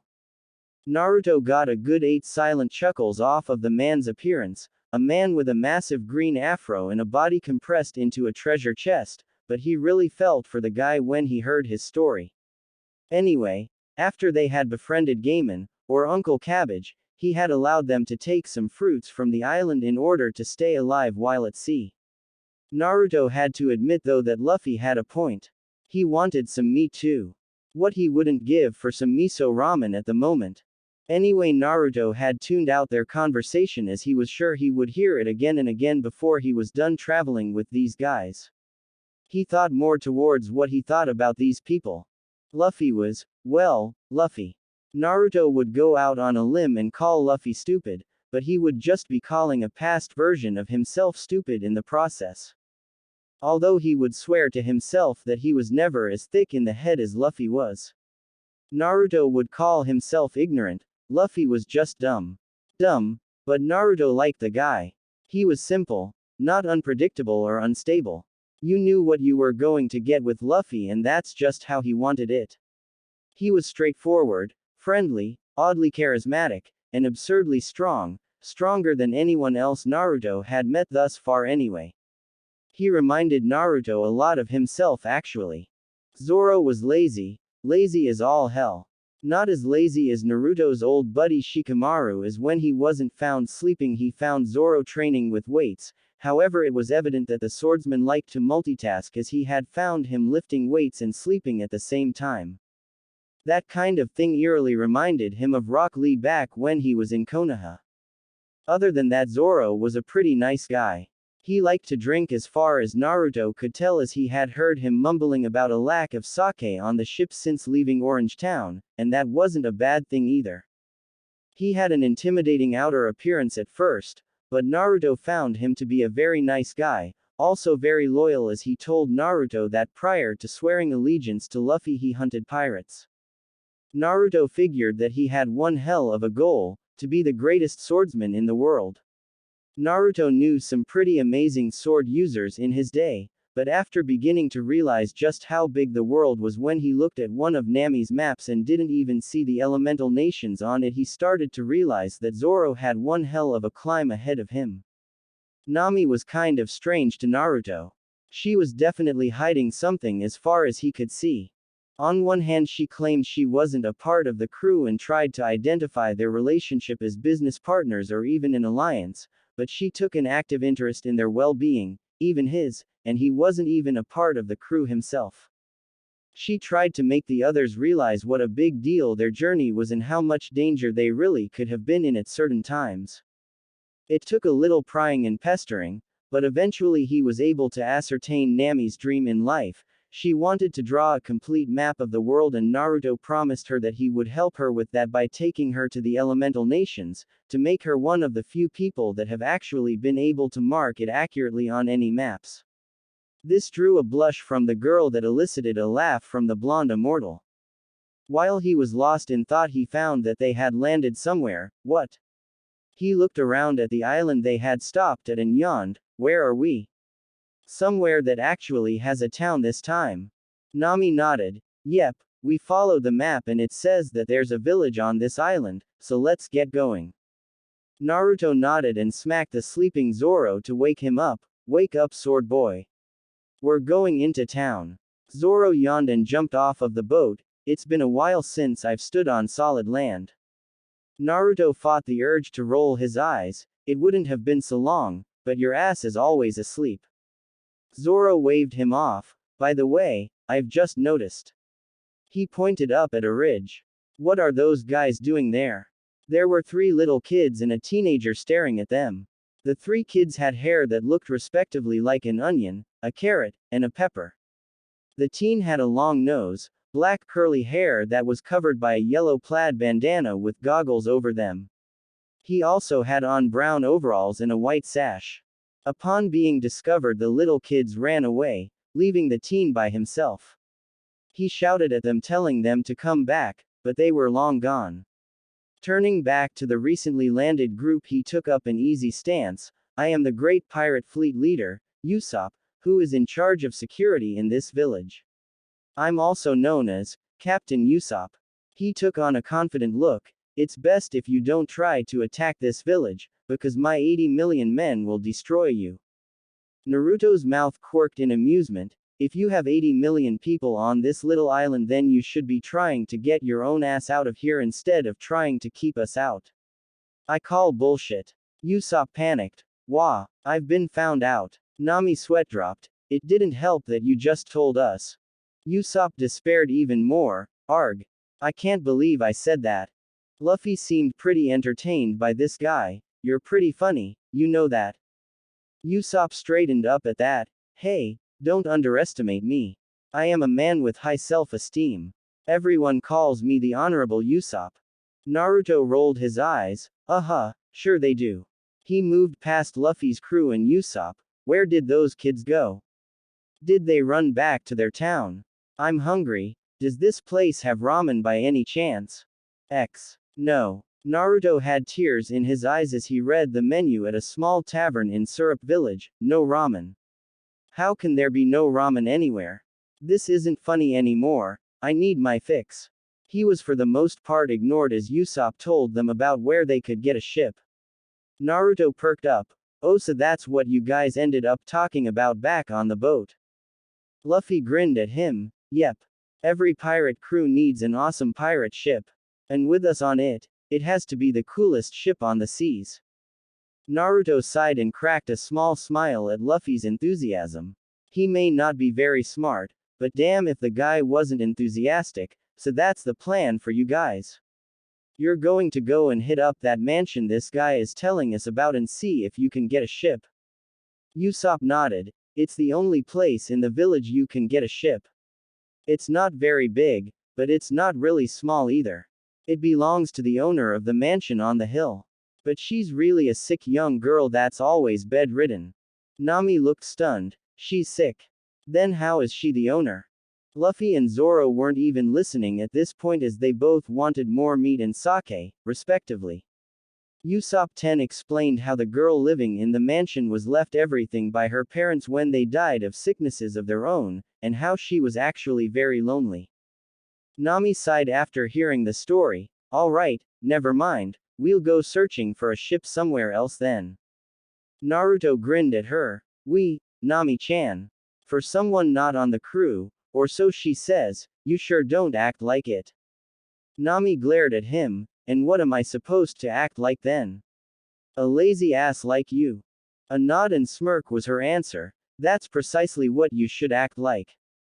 Usopp noticed something. Oh, earlier you guys said you were looking for companions. Is that right? Luffy finished off another plate of food and looked over at Usopp. That's right. Is there somebody that actually wants to be our companion? Usopp pointed to himself. Let me be the captain and I'll join you. Naruto let out a bark of laughter while Luffy and Nami simply looked away and spoke simultaneously. Never mind. Usopp's loud response to being so readily dismissed added fuel to Naruto's humor flame. Eventually, after looking out of the window, Usopp excused himself, saying that it was that time again and left Luffy, Zoro, Nami, and Naruto to their own devices inside of the tavern. Naruto looked out the window himself and took note of the environment. Wow, this is a really peaceful village. I don't think I've seen an actual functioning village that runs like this place in a long time, if I ever have. It's like nothing ever happens here. Nami leaned back in her seat and stretched. I know what you mean. This place kind of makes you almost want to fall asleep just by walking through it. It's such a cozy place. Naruto nodded. Yeah, nothing like where I came from, that's for sure. This got everyone's attention. Luffy swallowed his food and spoke what was on everyone's mind. So Naruto, where are you from anyway? You don't look like any East Blue person I've ever met. Naruto chuckled. That's because I'm not really from the East Blue, Luffy. I'm from somewhere off of the map. It's actually so far south you'd think you'd have sailed around the world to reach it. It's also really easy to miss if you don't know where it is or you're a crappy navigator. Barely anyone from the rest of the world has been there. Luffy looked excited. Wow.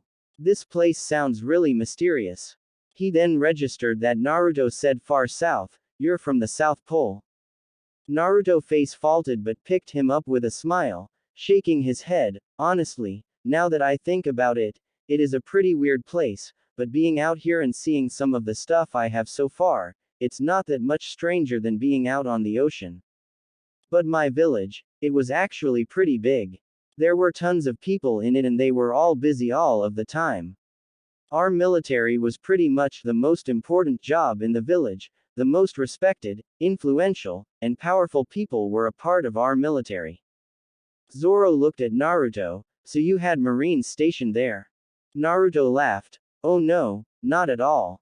We were ninja. Every major nation had its own force of ninja, and they fought on and off all the time. It was really very irksome to think about. Nami looked at Naruto with an appraising eye. So what did you do as a ninja, Naruto? Naruto shrugged. Now was as good a time as any to tell them, a little of everything. From menial chores, to escorts, to sabotage, to flat-out assassination and kidnapping. If our leader thought it was the right thing for us to take, he would accept the mission and assign it. You basically lived your entire life in that system. The only real way out was death or retirement, and not a lot of people lived long enough to retire. Zoro was somewhat suspicious after hearing that. It sounds like you were a ninja. A fairly good one too if the way you talk has any indication.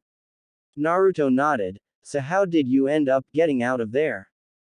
Naruto looked at him wistfully. That is a story for another time, I suppose. The sound a door slamming open alerted them all to someone entering the tavern. Usopp pirate group is here. The three little kids from when they landed had shown up with wooden swords drawn. They all just looked at the kids in confusion. What the hell? They looked around for Usopp, who had led them there. Hey, where's the captain? You don't think he was eaten up, do you? Naruto palmed his face while Nami laughed at the little kids. What are you munchkins babbling about? Who ate who? And stop yelling. We're inside, don't you know? What did you do to our captain, Usopp? Give us back our captain, you pirates. Naruto's eye twitched as he looked at them all. For the love of all things ramen and ramen related, why is it that all of you people keep calling me a damn pirate? He gestured to himself. Do I look like a pirate? No. Do I act like a pirate? No. All I am is just some guy that got on a boat with the wrong flag on it. Does that make me a pirate? The kids were a little taken back by his outburst. What did you do to the captain? Naruto slumped in his seat in defeat. Ask the guy with the hat. Luffy abruptly stood up and patted his belly. Aw man. What a delicious meat. Meat. The kids suddenly jumped to another conclusion. He ate the captain. Naruto snorted in amusement. Ah, I forgot how fun it was to pick on little kids sometimes. Does that make me a bad person? Nah. I'm just bored. Zoro chuckled off to the side as the kids turned their attention to him. Tell us what you did. Zoro smirked at them. Nothing really. We just ate him. He finished darkly. The kids stared at Nami in fear. What are you all looking at me for? She snapped at them until they passed out before turning to Zoro. Why did you tell them those weird things? Naruto got a few laughs off of the kids' mortified stony expressions. Oh, calm yourself down, Nami-chan, it's just some good old-fashioned family fun. They'll wake up in like 30 seconds and forget that all of this just happened. After waking the kids up and explaining what Usopp had said, they all understood. Oh, so it was time for him to go to the mansion again. Luffy was curious. Why does he go all the way up there? To tell lies. Luffy sweat dropped. Isn't that supposed to be a bad thing to do? It's not really such a bad thing. It's actually very good. Naruto snickered from his seat. Seriously, what is it with these people? Is everyone he meets out here going to be this goofy regularly? They then explained how Usopp went to tell stories to the girl that was stuck inside of the mansion due to her sickness. Nami nodded in understanding, so in order to help keep her spirits up he's been going for a year to amuse her with made-up stories. The kids all nodded with huge grins on their faces. Yup. I like his nosiness. I like the captain's cowardice. I like his lies. Naruto hit the table in humor as Zoro sweat dropped. What kind of strong points are those? Luffy then stood up and shouted that if he was making her feel better then they would go and ask for a ship. Despite trying to tell him that such an approach really wasn't the best way to get anything done, they all ended up at the mansion and watched Luffy climb over the gate keeping them out. Having no other options as they really couldn't let the idiot go off on his own, they all climbed over the fence except the little kids. Naruto noticed this. Hey, can't you guys get over? They all shook their heads. No, Captain Usopp was always the one to make sure we stayed outside. Naruto frowned and picked all of them up before vaulting over the fence with one jump, landing on the other side. The kids were stunned as he let them go. Whoa. How did you do that? Naruto rubbed the back of his head sheepishly. A lot of practice. He pointed over to where Luffy was going, finding Usopp sitting by a tree talking inside the building. By the time they had gotten over there Luffy had already asked for a ship. Of course this was cut short. What are you doing here? You can't just barge into the mansion like this. Usopp turned away with a sour look on his face. The butler again. The blonde girl in the window tried to save everyone some face. Listen Klahadore, these people are. You don't have to explain, Ojo-sama, I will ask you about it later. He cut her off. The rest of you, please get out. Or is there something you need to say? Luffy smiled at him. I want a ship. No way. The dismissal left Luffy rejected and in need of consoling from Zoro. Klahadore turned his attention to Usopp. You're Usopp-kun. I've heard some rumors about you. The villagers talk about you all the time. The guards said you were lurking outside of the gates. What do you want here? Usopp tried to come up with some lie about mole rats but Klahadore shot it down. I can see that you lie very well. I've heard about your father too. You're the son of a filthy pirate, so I'm not surprised you've turned out this way, but you had better stay away from Kaiba-sama. This got everyone else's attention. His dad was a pirate. Usopp bristled at the slight against his father. However, did you say filthy? Klahadore adjusted his glasses with the palm of his hand. You and the Ojo-sama belong to totally different worlds. This guy was really starting to rub Naruto the wrong way. He was acting like a superior douche, telling people to know their place. Is it money that you're looking for? Name your price. Kaya finally had enough of this. That's enough, Klahadore. Apologize to Usopp-san at once. He simply gestured at Usopp as if he were less than him. There is no need for me to apologize to this uncivilized person, I'm just telling the truth. I feel sorry for you. You hate your father, don't you? Because he's a dumb treasure hunter that deserted his family and his village. Usopp clenched his fists. He'd better hit this guy already because Naruto was fixing to haul off and do it himself. I won't let you say another bad thing about my father. Klahadore chuckled. You're not very smart, are you? You should have just lied like usual. You could have said that he was a traveling merchant, or that he and you were not blood related. Shut up. Usopp had had enough and finally punched the bespectacled butler in the face. Naruto smirked. It took him long enough to do something about it. The butler held his face on the ground, so violent, like father like son. Shut up. Usopp cut him off. I'm proud that my dad was a pirate. I'm proud that he was a brave warrior of the sea. I may like to lie, but I'm not ashamed of having a pirate's blood flow in me. I don't need to pretend that I'm not. Klahadore continued to insult Usopp and his father, saying that he only spent time with Kaya for her money.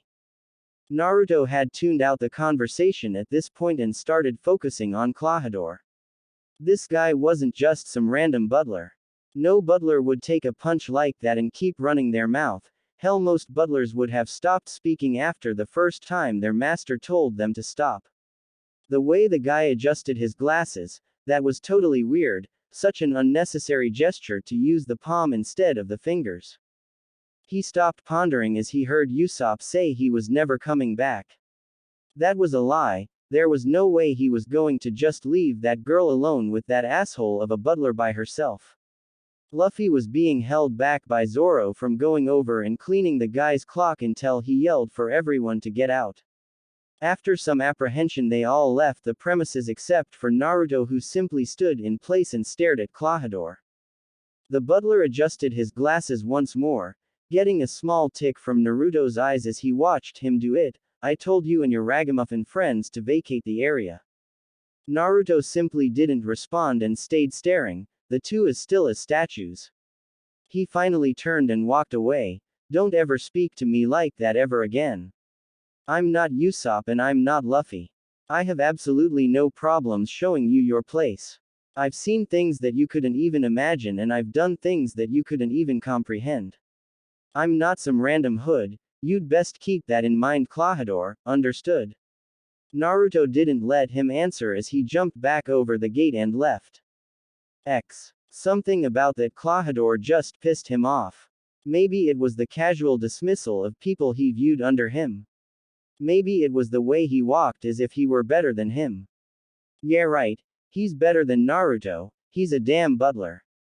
Maybe it just was the way he adjusted his glasses, because that crap was irritating to look at.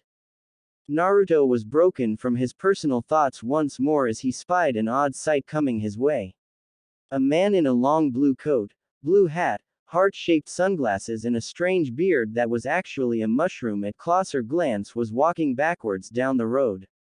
Naruto stopped walking himself to watch the strange man pass him by until he too came to a stop. The man looked at Naruto, then at the mansion Naruto had come from, then at the mansion again. Naruto raised an eyebrow at the strange man. Can I help you with something, or are you just going to keep looking back and forth at me because you're weirding me out? The man focused fully on Naruto. Now why am I weird? I'm just a simple hypnotist. What brings you out to these parts, brother? Naruto felt something within him tell him to ignore this man and move along, but he was too damn curious to do so. I'm just passing through. The man pulled out a ring on a rope and began to swing it in front of Naruto. Well then, allow me to show you one of my tricks then. When I say 1, 2, Django, you will be very sleepy, understand? 1, 2. Naruto tried to back off from the man. I don't think that's really necessary. Django. After that, Naruto saw nothing but darkness. Later that night. Wake up, Naruto. A kick to the side was Naruto's wake-up call that evening as he opened his eyes to find Luffy, Usopp, Nami, and Zoro standing over him. Naruto sat up with a yawn. What going on, you guys? Why am I in the middle of the road? His mind filled with recollection of what happened. Oh damn it, that hypnotist guy. Django. Usopp simply said. Naruto blinked. What? You guys met him too? He didn't pull his hypnotizing crap on you, did he? Luffy grinned. He got me with it too. He made me fall off of a cliff while I was sleeping. Naruto sweat dropped. Of course he did, Luffy. Why am I not surprised? He then looked at the serious faces that everyone else had. What's with those looks? You'd think someone was coming to burn the town to the ground tomorrow or something. When all he got in response was awkward silence, his eyes widened. No way, really. Naruto looked at Usopp. So what's going to happen? Do you know who's coming? What their plan is? Anything like that at all? Usopp gritted his teeth. It's that bastard Klahadore. He's really Captain Kuro of the Black Cat Pirates. He'll have his crew come tomorrow with a plan to sack the town and kill Kaya to get her money for himself. Naruto bared his teeth. So I actually get to tear a piece out of that bastard, do I? Naruto looked at the rest of them intently. I get Kuro. No arguments, No trying to pull rank on me, Luffy. I'm not on your crew. I'm not a pirate. That guy just rubs me the wrong way and now I actually have an excuse to beat the crap out of him. I'm taking it. Naruto stood up. Now how are we getting ready for this? They brought Naruto to a sloped path surrounded by cliffs by the shore that they had coated with oil so that the attacking pirates couldn't climb. It was dangerous because the others could slip down it, but Naruto wasn't concerned about himself. If he used the water walking exercise he could operate just fine, and you're all sure that this is where they're attacking from. Usopp nodded. This is main path to the village. If they want to get there this is the path they have to take. Naruto looked around as the sun began to rise. I'm going to stay hidden for the time being. If you all need help I'll jump in, but for now too many of us crowding the pass could be a bad thing. Usopp laughed. Sure, leave the crazy ideas and the shooting to me. Naruto laughed to himself and hid himself along the foliage of the sides of the pass to wait it out. After a while he wondered where they were until he heard Nami say that she had heard something from the north. Naruto cursed to himself and took off through the woods to reach the other side of the island. Somehow Usopp beat Naruto to the other slope but he chalked it up to the adrenaline and the fact that he was the local. This is your last chance. If you don't give up now my crew of 1 billion will destroy you all. Naruto heard the enemy pirates grumbling about what a stupid lie that was and smirked to himself, making his favorite cross-hand seal while he hid and subtly flooded the area with cage bunshin. Usopp tried to bribe them with the 5 million belly that was inside Nami's ship but eventually they simply attacked. Naruto watched as Nami showed up and attempted to assist Usopp who attempted to snipe them off at a distance with his slingshot until he was felled from a shot with a hammer. Naruto cursed to himself as he watched Nami get injured trying to defend him. Enough of this crap. The pirates turned to Naruto who was standing on the ledge. Hey Usopp, sorry I'm late, I had a little trouble getting your army together. Naruto snapped his fingers as his identical copies poured out of the forest and began attacking the shocked Black Cat pirates. Naruto picked Usopp up off of the ground and wiped him off as the long-range fighter was stunned by what he was seeing. What is that? Are you that strong? Naruto grinned at him. You bet. Now clean yourself up. We're just getting started. My clones vanish after one good hit to them so whoever else is left standing will actually be competent. Naruto walked over to Nami and helped her to her feet as well. Are you alright Nami-chan? Nami nodded gratefully and steadied herself on her own legs. Why were you so late Naruto? Naruto gave her a winning smile. Well since we were fighting the Black Cat pirates I figured that was super bad luck, so I took the long way here and doubled around a dozen times.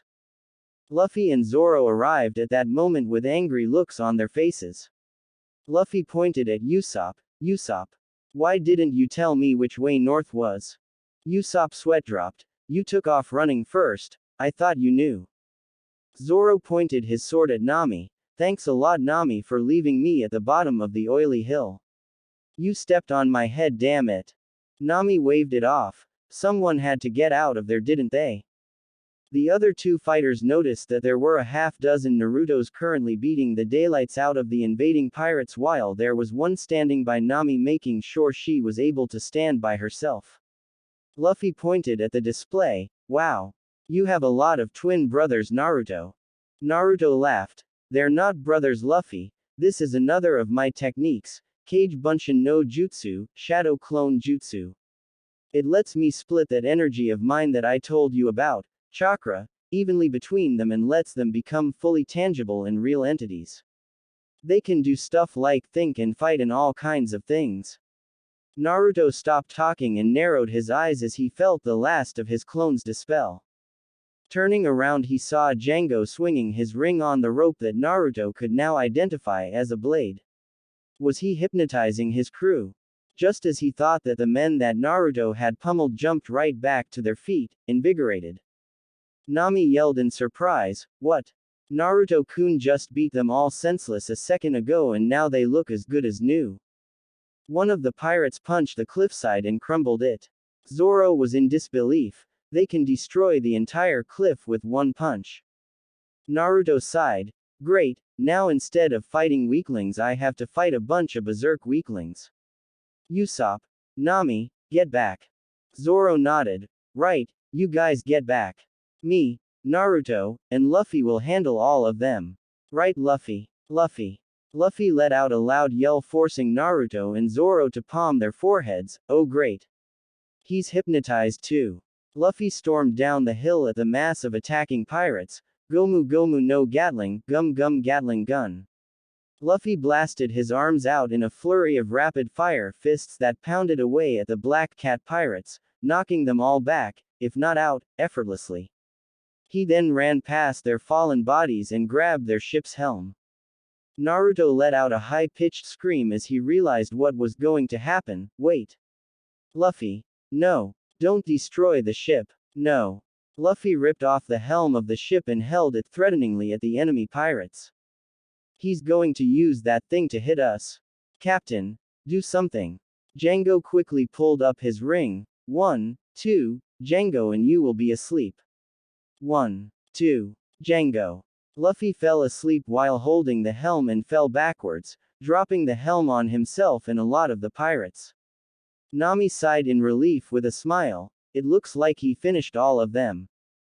Naruto let out tears of anguish. Damn it, Luffy, don't destroy it.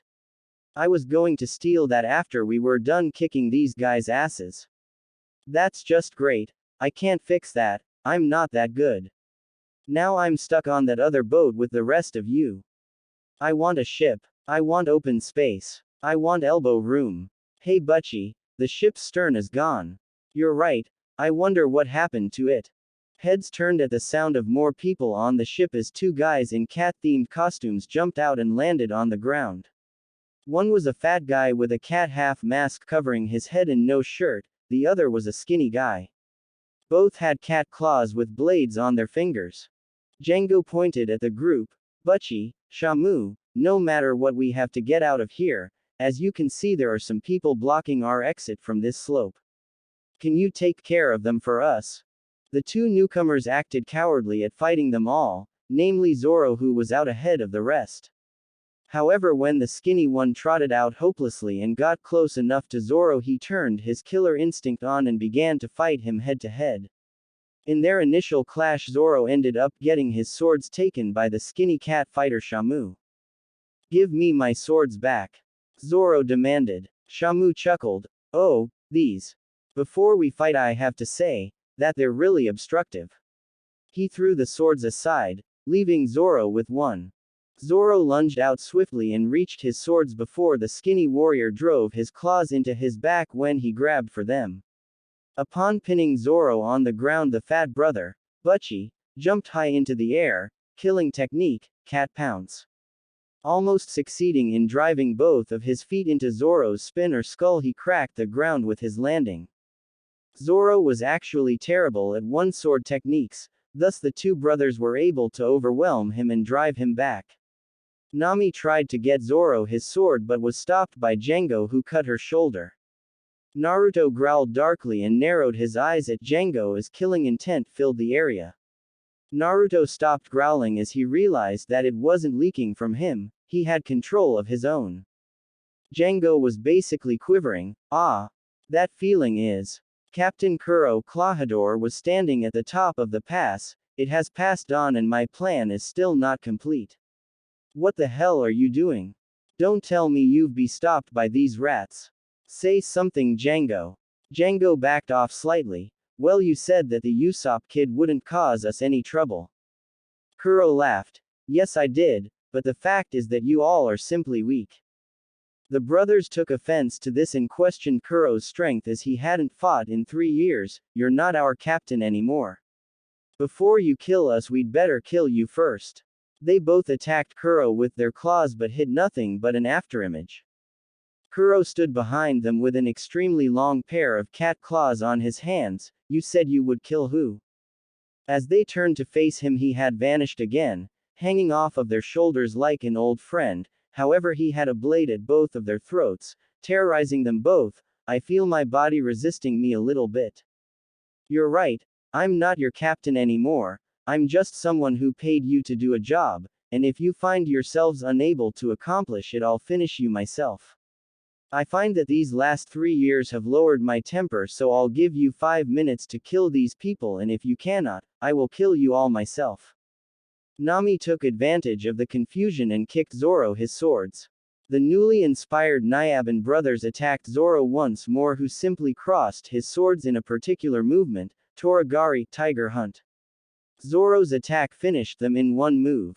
He stood up and pointed at the Kuro. Don't worry, I'll beat the rest of you in just 5 minutes. Django hypnotized the still-living Buggy, who had a cross scar across his belly and chest where Zoro cut him. Upon being hypnotized, the large cat-themed killer went berserk. Kuro tapped his foot impatiently. 3 minutes, and I will kill all of you. Naruto glared at him and finally moved towards him. You know what? That might be more threatening to me if you weren't a damned butler and if you weren't so pathetically weak. What did I tell you yesterday, Tem? I guess it's time for me to really show you your place. Naruto's hands were sunk into his pockets as he strode away from protecting Usopp and started walking towards Kuro. Clawhador, stop everything. Kaya screamed from the top of the pass. I heard everything from Mary. Kuro pushed his glasses up on his face. So he's still alive. I thought I'd already finished him. Kaya pleaded with him and tried to bribe him to leave the village as long as she gave him all of her money, but the man simply laughed at her proposal. You misunderstand, Kaya Ajo-sama. I want your money, but I also want a peaceful life. The villagers trusted me for 3 years, it became a part of my peaceful life. My plan will only succeed when I obtain your money and peace. Kaya pulled out a pistol upon understanding that he was here to kill her no matter what. And Kuro began to appeal to her sympathetic side. Do you remember that for the last 3 years we've been together every day? We went to town together, I took care of you while you were sick, we were happy and sad together. I've spent 3 years doing these inane things, everything I've done until today, is to kill you. Usopp launched himself at Kuro to deliver a punch, but he was clocked coming in and was about to be shredded with his claws until a set of metal shuriken cut Kuro's body and cut him across his face. His crew had their jaws dropped. The captain's been hit. Naruto stood with 3 more shurikens spinning around his fingers. I've had enough of hearing you talk. Get up so I can kill you on your feet, dead man. You're not in my league. Kuro calmly stood up with blood coming down his face. So you're another of these ruffian pirates just like the other fools here. Django. I will kill this boy. You take care of Kaya Ajo-sama. After you're done, kill her. Zoro tried to stop the hypnotist from getting past, but the berserk Buggy attacked him once more. Zoro ended up blocking him with his sword and foot. I already beat you once, I won't lose to you. He yelled, kicking him off. Naruto motioned to Usopp, who was still on the ground as he kept his eyes on Kuro. Usopp. That guy is going to harm Kaya. Get up and stop him. Usopp tried moving but was still too wounded to do much. In his place he ordered the kids he had been playing with to take Kaya and get her somewhere safe. Naruto nodded. I guess that will do for now, but you still need to get up. I can beat Kuro, but this is your village. You need to defend it with your own 2 hands too. Usopp nodded from the ground and fired a shot at the departing Django from his slingshot, knocking him to the ground. It didn't keep him down as he got right back up and continued to chase. Usopp eventually staggered to his feet before he was attacked by Buggy. Buggy, however, was intercepted by Zoro and defeated for the final time. Zoro hoisted Usopp up on his shoulders. I'll take you to find them. You can't walk and I can't find my way around without getting lost. Kuro moved in front of them, and who says I'll let you leave? A foot planted itself in the side of his head, knocking him to the ground. Naruto landed on his feet with his arms crossed and a scowl on his face. Who the fuck cares what you say? I called you a dead man, and no one gives a rat's ass about what a dead fool like you has to say. Zoro took the opportunity to take off into the forest with Usopp. Kuro stood back up and seemingly vanished again, reappearing right behind Naruto and taking a swing at him with his claws. Naruto drew a kunai and blocked it over his shoulder. you should quit now and leave. Maybe then I won't kill you in the most humiliating way I can conjure. Kuro backed off from the clash. I want to know why you would risk your life protecting this pathetic village. Naruto chuckled. Trust me, my life isn't in the least bit of jeopardy from you or your loser crew. I could kill you all in one move, but that would be overkill, and besides, Usopp wants this little battle here to remain a secret from the rest of the village, and who am I to go against such a simple request? However, I'm here to fight for two real reasons. 1. Luffy, Zoro, and Nami-chan are here, and I'm getting rather attached to these guys. Naruto pointed down at Nami, who was trying to wake up Luffy, and winked at her. Reason number 2, I just don't fucking like your face. Kuro lunged at Naruto with his claws. Die boy. Naruto started dodging the slashes of the claws effortlessly. Sigh dude, you're not as fast as you think you are. Why are you even doing this? She offered you the money. You could have taken it and left, and I probably would have let you leave since it was her choice. Kuro kept attacking. That's not good enough. This scheme is meant to erase Captain Kuro from the world once and for all. I am sick and tired of taking care of my idiot crew. Even though I achieved every pirate's dream of fame, it only brought me trouble I didn't want. That is why I killed my name 3 years ago. Naruto shook his head and socked Kuro in the face, knocking him backwards again. He gave Kuro a sickened glare. You damned coward. You wanted an easy way in life, and when it started getting tough and bothersome, you took a cheap way out. But that wasn't enough. No, you got away, and you're still trying to turn tricks. You're scum. Kuro pulled himself to his feet. I have waited 3 years for this chance to happen, and a low-class pirate brat like you cannot stop me. He vanished from sight before reappearing on Naruto's left side to thrust his claws out at him. Naruto simply placed his hand out and caught his claws in one hand. First of all, I can stop you because, like I told you from the start, you're weak and not even anywhere near my league. Second of all, I'm not a brat, not in way, shape, or form. And third of all, I'm not a goddamn pirate. Naruto broke the claws on Kuro's hand and backhanded him across the face, sending him flying down the hill. Nami stopped trying to wake Luffy in order to watch Naruto effortlessly dissect Kuro with not even an ounce of effort on his face. Naruto-kun, who or what are you? Where does a guy like you even come from? Kuro stood up with blood dripping from his head as his crew tried to encourage him to keep fighting. Shut up. I thought I said that I would kill you all, including Django, when my plan is complete. The crew tried reasoning with him. I never thought of letting you leave in the first place. If anyone knew that I was truly alive, I would be in trouble soon thereafter. Naruto shook his head once more in disgust. You really are an asshole.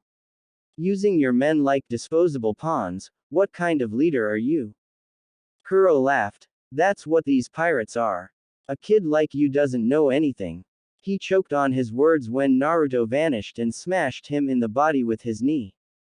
Naruto spoke coldly as Kuro was hunched over his knee. You're absolutely nothing. He picked up Kuro by his collar and threw him aside. Get up. Get up and do your worst so that I can break you at your absolute best. I want to see the look on your face when you realize that you had no chance of winning here today. Kuro stood shakily and hunched his body somewhat. You want to see the power of a pirate that has fought in many battles and has survived and thrived. He's going to use the Shikushi. We're in the direct path. He'll kill us all. Naruto's lips quirked as he heard the crew begin to panic. Well, now you've got me interested. You may have fought and survived many battles, but I was literally born for combat and was raised around it. Nami had pulled Luffy's unconscious body onto the boat and she had attempted to loot the Black Cat pirate's ship. What? Did everyone stop? Suddenly crew members began appearing with slash marks on their bodies. Men were being eviscerated, having limbs cut off, all kinds of grievous slashing wounds. Even the walls were slashed. Naruto didn't blink as the sounds of the carnage rang out around him, while men were dropping around him left and right. Nami blinked in horror as she watched the blood fly across the pass. How could someone do this to their own comrades? A low growl began to rip from Naruto's throat as he heard the cries of agony. Naruto shut his eyes and thrust his arm in a random direction as a shockwave passed by his body. In his grasp was the throat of Captain Kuro with his claws at his side. Naruto could feel the man's neck giving out under the pressure of his grip. You couldn't see a damn thing and yet you massacred your own men just to get a decent shot at me.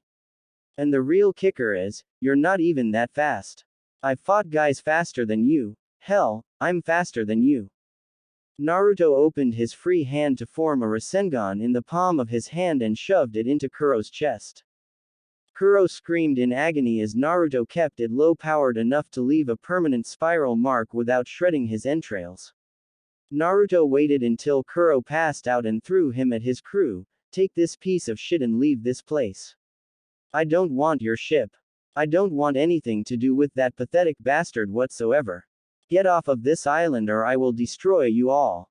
He finished in a warped and dark tone as traces of red flickered into his eyes. The crew scooped Kuro up and hightailed it back onto the boat to hastily escape. Naruto waited until the boat was sailing off into the distance before sitting down on the ground. Nami sat down next to them with a bag. So Luffy's still asleep, huh? Hey, you steal some more stuff. Nami smiled at him and nodded. You must be exhausted after all of that. Naruto shook his head. Not really, Nami-chan, that was too easy for me to get tired. I'm just trying to calm down. I almost lost it listening to that Tem talk. Is your shoulder okay? Django cut your kind of badly. Yes, I'm fine, it was just a flesh wound really. Nami's smile dropped as she sat down next to him on the ground. I've never seen anyone fight like that in my entire life. It was almost scary. You didn't even do that clone thing that you tried at first. Naruto shrugged. He was weak. I've fought people that would have taken him apart like a mannequin. As fast as he thought he was moving in slow motion to me. I don't use my jutsu on weak people. Nami sweat dropped. That was Captain Kuro. One of the most notorious and famous pirates in the East Blue. Naruto scratched his head. Really? Well, this region of the world is really weak then. Other than being fast, that guy didn't have anything. Luffy could have smashed that guy if he didn't smash himself after getting hypnotized. Nami looked skeptical but accepted it as one of the strange boy's quirks. Why did you let all of the pirates go if you could have beaten them? Naruto sighed. They were all just idiots that couldn't pick a decent leader. They were misled by a man that was willing to sacrifice all of them for his own selfish gain. Nami adjusted the bag in her lap. What are you talking about, Naruto-kun? That's the way all pirates are. Naruto noticed that she called him Naruto-kun, and filed that away for later thought, but for the time being he gave her a dry look and simply pointed down at the boat where Luffy was sleeping. Nami laughed sheepishly. Well, I guess you and Luffy are the anomalies. Naruto smiled at her before a tick mark showed on his head. Maybe so, Nami-chan, but I'm not a damn pirate. What will it take to get my point across? One day after the battle with the Black Cat pirates, they were found in the tavern that they had been frequenting by Kaya, who led them to the shore where they had just fought the day before. There happened to be a very pleasant surprise waiting for them. Nami clasped her hands together in a pleased fashion. It's a caravel. Naruto was much more vocal with his excitement, however, as he ran up and hugged the side of the ship, sticking to it with chakra like a spider. Oh, thank Kami. Finally. Elbow room. I spoiled myself when I started this little journey of mine. Oh, how I've missed having a proper ship. The sight of the grown man hugging the ship like a lost family member caused sweat drops all around. Mary coughed into his hand and launched into an explanation. This ship was designed by me. It may look a little old. Its name is the Going Merry. It's a caravel ship with a rudder in the middle. He looked at the four people of whom he was speaking to. Aren't you the people who defeated the Black Cat pirates? I thought there would be more of you. Luffy threw his hands into the air in celebration. Yes. You'll give this ship to us? Kaya laughed in amusement and nodded. The group began to pale as Mary tried explaining to Luffy how to steer the ship until Nami interjected. He doesn't understand that. You'd better explain it to me. Naruto appeared at her side with a sly look on his face. Well now. I thought you weren't a member of the crew, Nami. Why would you want to know how to run the ship? Nami stuttered for a moment before turning to Naruto. I just don't feel like being lost at sea. What about you? You're still coming on the ship too, aren't you? Naruto waved it off. Yeah, but that's because this is the only ride out of here. I'm not going to actively take an interest in what's going on unless I want to, or whatever is happening is directly my problem. I'm just along for the ride, so to speak. He turned towards the ship to get a better look on it as a smirk crossed his face, though the company is quite pleasurable, I should say. Nami sputtered and blushed at how blunt he was being, but before she could call him on anything, his shout caught everyone's attention. Somebody stop me. Usopp was rolling down the hill with an oversized pack on his back heading right for the ship. Luffy looked at him in interest. What's he doing? Naruto let out an unmanly shriek. Luffy. Stop him before he destroys the ship. I want my elbow room. Luffy stuck out his foot and planted it on Usopp's face to stop his momentum, much to the long-nosed teen's relief. Thanks. Long story short, Usopp decided to go out and join the crew, thus leading to raucous celebration on board that led to Usopp painting the crew's emblem on the sail. Eventually, upon finding out Usopp's skill at using a cannon as well as a slingshot, Luffy drank down what was in his mug with a massive grin. Alright. The crew has a captain, a swordsman, a navigator, a sharpshooter, and whatever the hell Naruto is. Naruto had taken up a spot in the common room away from the table where everyone else was to lay about in the couch to relax a bit. I'm not on your crew, Luffy. I'm just here for the free ride and I help you out sometimes because I'm not a moocher.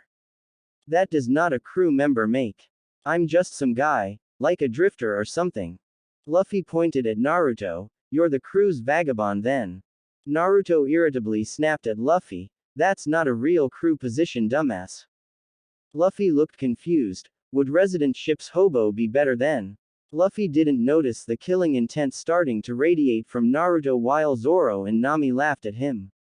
Show yourself. I'll kill all of you. A shout from on the deck ripped their attention away from the indoor festivities. Show yourself. I'll kill all of you.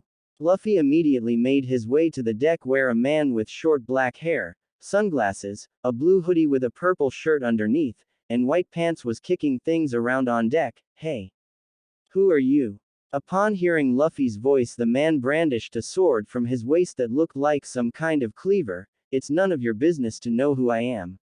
He then lunged at Luffy and slashed at him, forcing Luffy to dodge. The attack took out the banister, remember that?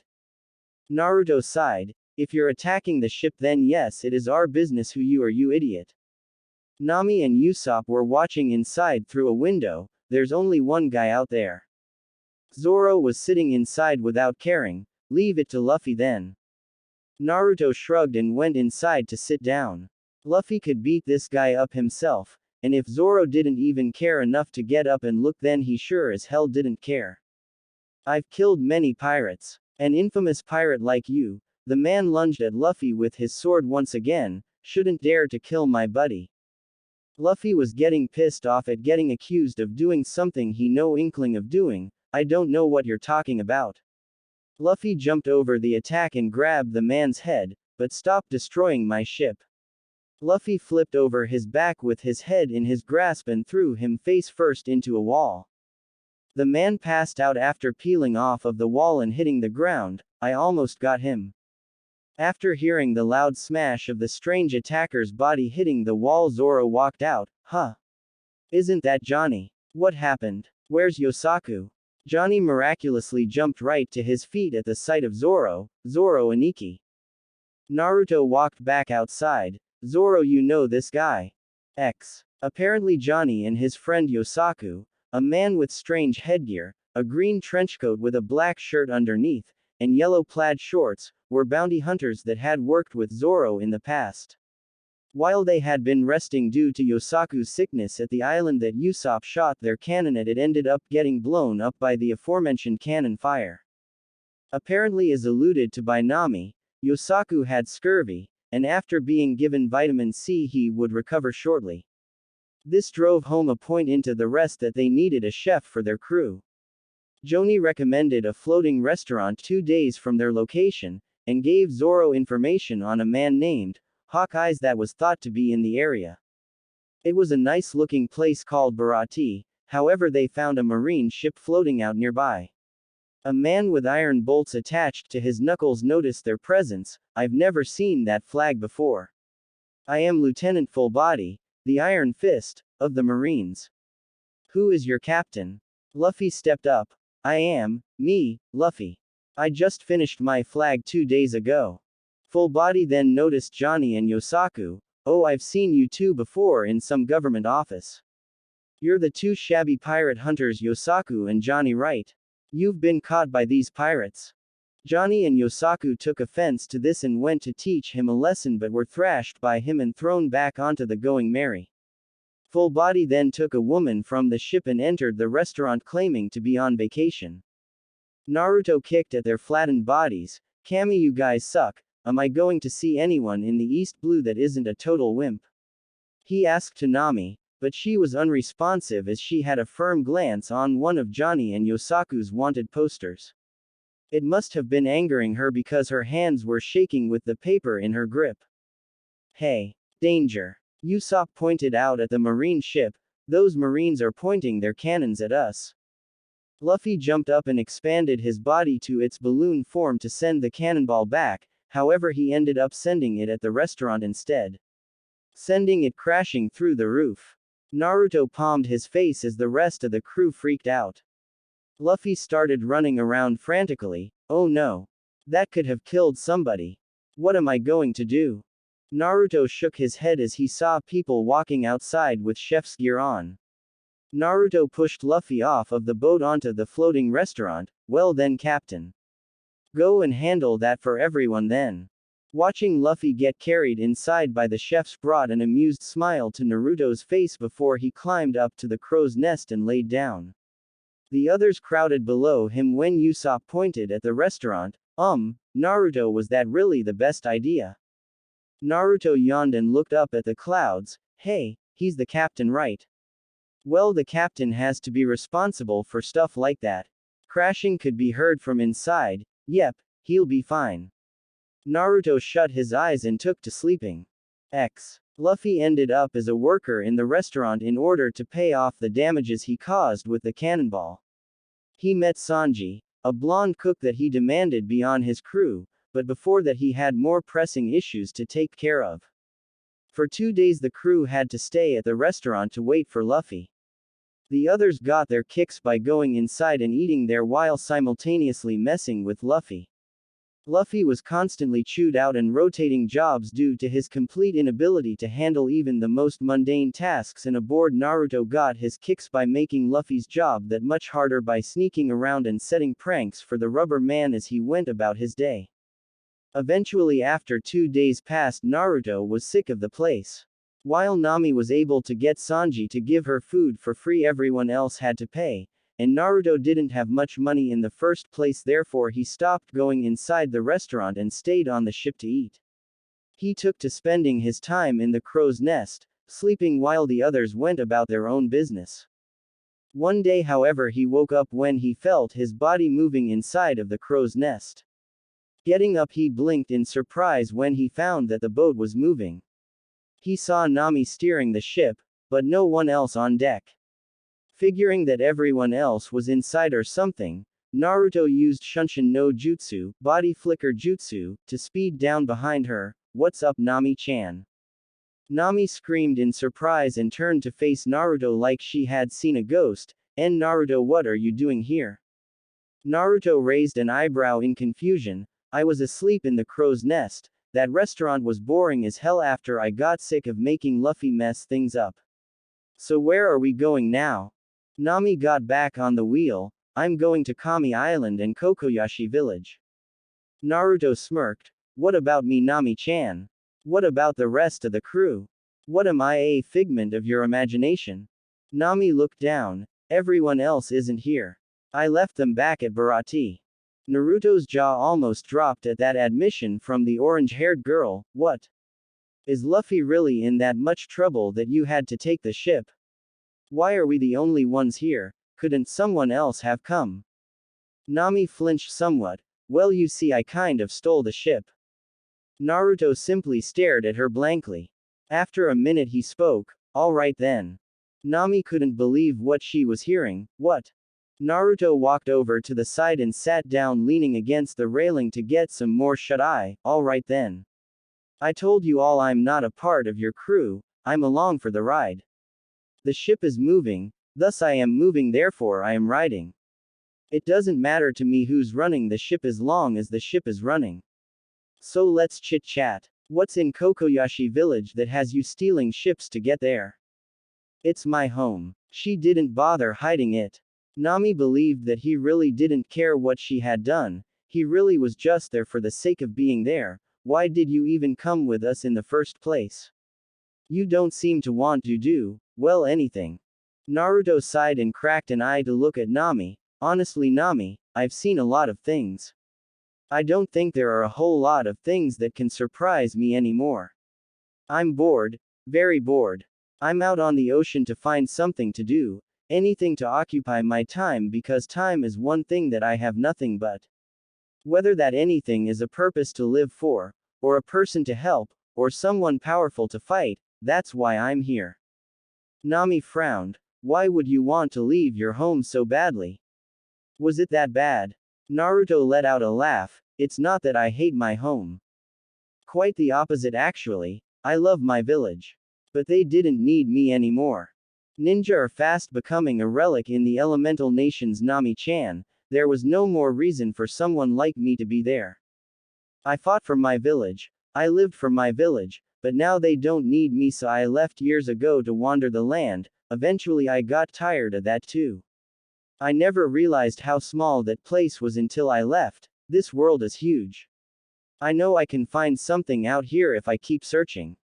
He smiled at her. So what about you? Why leave your home and come all the way out here, then steal your friend's ship to get back? Nami got a somewhat dark look on her face. You'll see when we get there. Naruto's face turned serious at this. Nami had changed clothes now to a more revealing green top that revealed a tattoo on her right arm. Once again he decided not to press the issue because she was right, he would find out when they got there. And that was more than enough for him. He just hoped that whatever was happening to put such a look on Nami's pretty face was fixable, and may be able to give him a decent fight too. They landed outside of Nami's home village in order to disembark and walked east on Kami Island silently, with Naruto following closely behind Nami, taking in the things that he saw. This is a really nice place. What could be going on here to make her so somber right now? Soon they came upon a gate walling off an area from the rest of the island by shore. Naruto had to blink as he pointed blankly at the massive building and structures behind the gate, just sitting pretty in clear view of anyone. How the hell did I miss this when we sailed over here? Nami kept her eyes on the place ahead of them. We didn't sail this way when we came here. It's not like it's hidden, it's out in the open to show that they don't fear repercussions from the Marines, although it helps that Arlong has them in his back pocket. Naruto nodded. So what do I call this monstrosity? Who the fuck is Arlong, and why should I not kick his face in with my fist as I am wont to do from the displeased look you have on your pretty little face? Nami simply stared at the gate as if she were preparing for something until they heard rapid little footsteps behind them. A little boy brandishing a short sword stopped in front of them, pointing it at them. Naruto raised his eyebrow at the boy while Nami just looked at him coldly. Get out of my way so I can kill Arlong. If you don't get out of my way, I'll kill you too. Naruto gestured towards the boy. Is this kid serious? The boy had tears running down his face. I said get out of my way. In the blink of an eye, Nami whipped out her staff and cracked the kid in the side of the face, busting his mouth and sending him to the dirt before planting her foot on his chest. Naruto could see the strained grip she had on her staff. Now that you understand, just go back to your house. She dropped a stack of bills beside him. I'll give you my money, it should protect your life. Naruto simply gestured towards the fallen boy. figuring that this warranted some kind of explanation. However, Nami just moved past him and entered the facility. Naruto shook his head and spared the boy one last glance as he watched him pick himself up before he followed Nami inside. Naruto had to blink as everywhere he looked inside he saw human-fish hybrid people. What was Nami doing with these guys?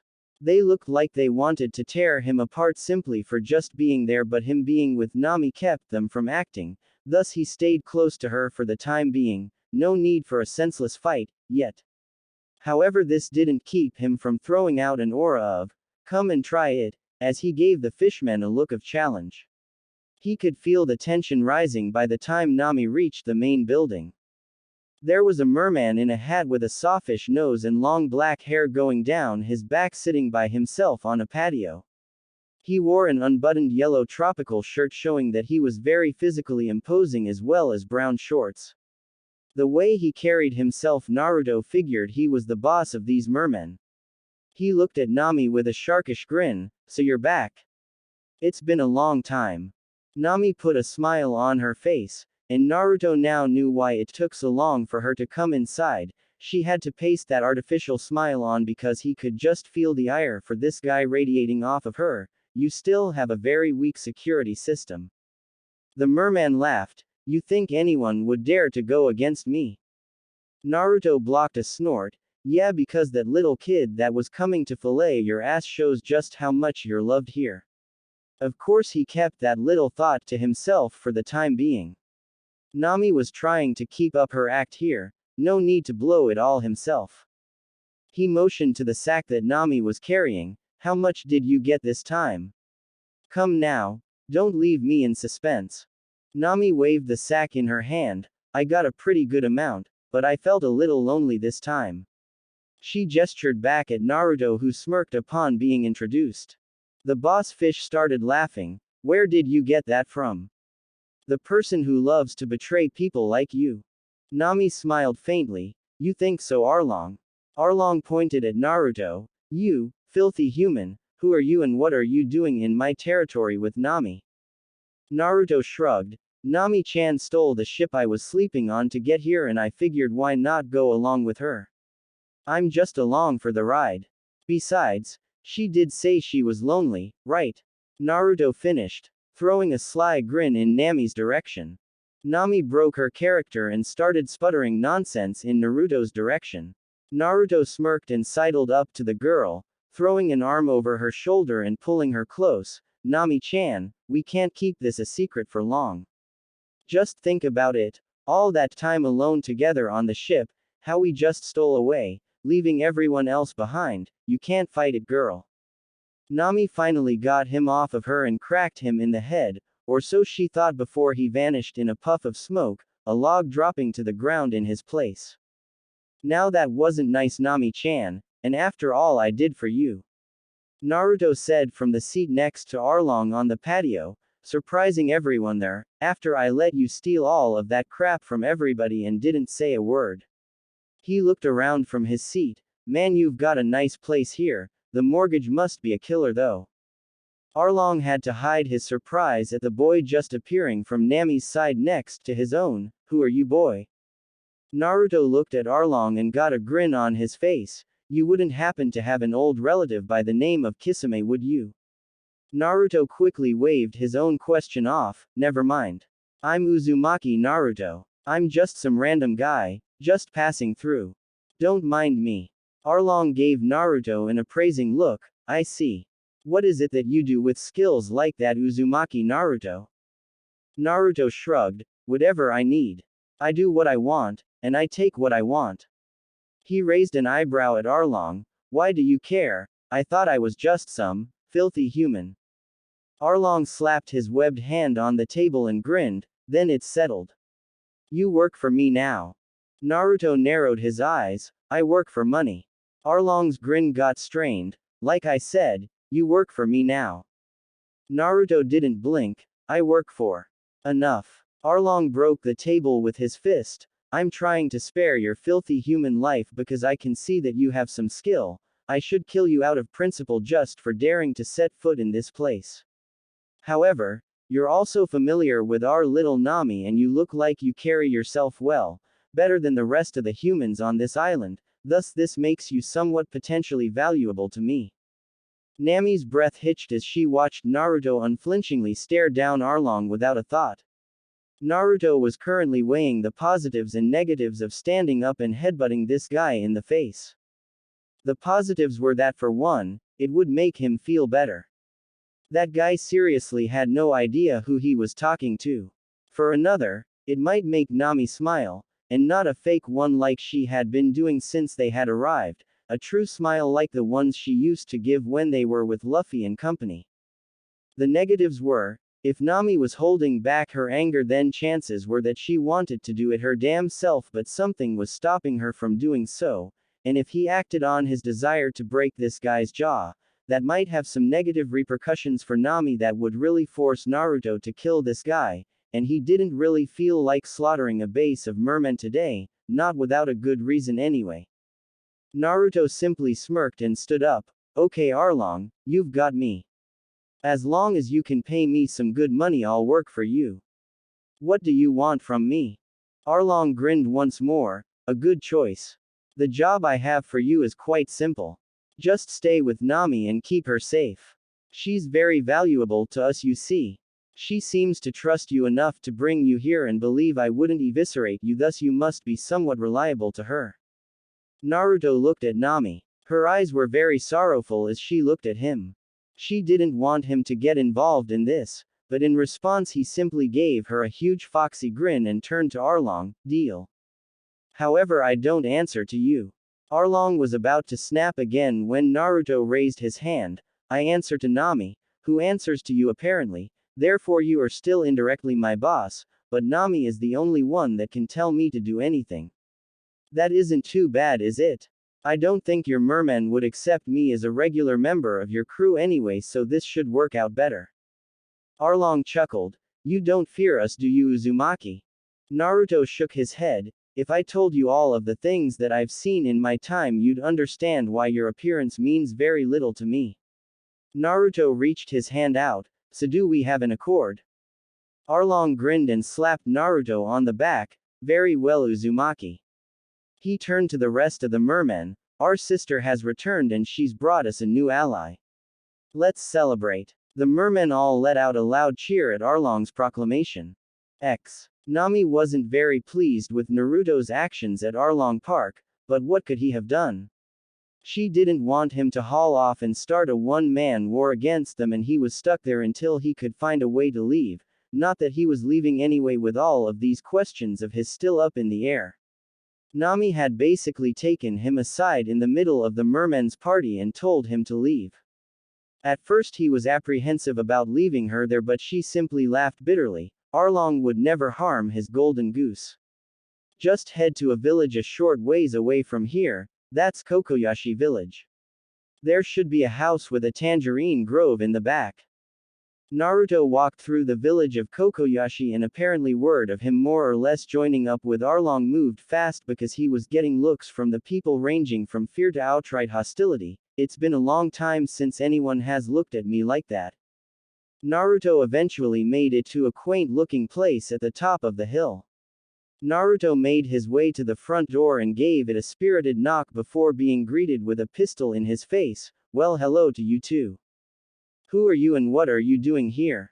Naruto tried to look around the gun to get a look at the feminine voice. The person threatening him with a gun was a woman with bluish hair with a red tie keeping bangs from her face. She wore black pants and a yellow sleeveless top that showed off a tattoo that reached from her shoulder across her chest, where Naruto's eyes stopped. A pistol being pushed against his cheek attracted his attention back up. You should answer now before I pull the trigger. Naruto calmly placed his hand on the gun and lowered it. Nami sent me here for some reason. Apparently she didn't want me around Arlong or something. Now pretty lady, what may I call you? My name is Nojiko, and since you know her well enough, I'm Nami's sister. She lowered the gun. What are you doing with Arlong's men? Naruto shrugged. Following your sister, I guess. Nojiko sighed and moved out of the doorway. Well, come on in, I guess. Naruto walked inside at her behest. Why she would send you here in this village I don't know. Naruto smirked. Well, maybe she was trying to keep the mermen at Arlong Park from murdering me just for standing around. They don't seem to tolerate me like they do her. Nojiko sighed again as she led him through the house. She's too valuable to them to harm. And they've gotten used to her by now. In hindsight, it probably was a good idea for her to send you here. Naruto walked into a room where Nojiko sat at a table across from a little boy. Hey, you're the brat whose ass Nami kicked outside of Arlong Park. What the hell are you doing here? The boy jumped up and glared at Naruto. She didn't kick my ass, she just caught me off guard. Naruto snickered. Yeah, because you having a sword pointed at us threatening to kill us is you off guard. She flattened you. If I wasn't so confused by it I probably would have laughed my ass off. The boy was about to shout at Naruto again until Nojiko gave him a stern glance. Chabo, settle down. Naruto looked to the side and had to do a double take as he saw an unconscious Usopp laying on the ground. Holy crap, they caught us fast. How the hell did they get here? Nami stole their ship. Nojiko looked strangely at Usopp on the ground. You know this person? Naruto nodded. Yeah, he's a part of the crew that Nami was traveling with. She stole their ship and came here while we were at Bharati. I was asleep somewhere where she didn't bother to look, so she couldn't really kick me off. Who beat him up? Nojiko laughed slightly. It was me. It was either that or let him get killed by the mermen in Gosa village. Nojiko noticeably flinched after mentioning Gosa village and turned to look at Chabo, who was holding back tears. Naruto narrowed his eyes. What exactly happened to Gosa village? Nojiko looked away. Arlong and his pirates happened to Gosa village. Naruto stood up and walked towards the front door. I'm going to see for myself what exactly you all aren't telling me. You and your sister are keeping something very important from me and I plan on finding out what that something is. Naruto exited the premises before vanishing outside of the window in a whirlwind of leaves. Naruto stomped back to Kokoyashi village, foregoing an outright run to stomp back and cool himself off.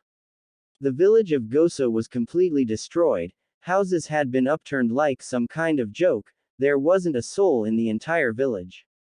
There was something seriously wrong with that Arlong guy. Naruto hoped that for Nami's sake he didn't have to see him again, or he might just forget Nami's apprehension towards Naruto trying to kill him.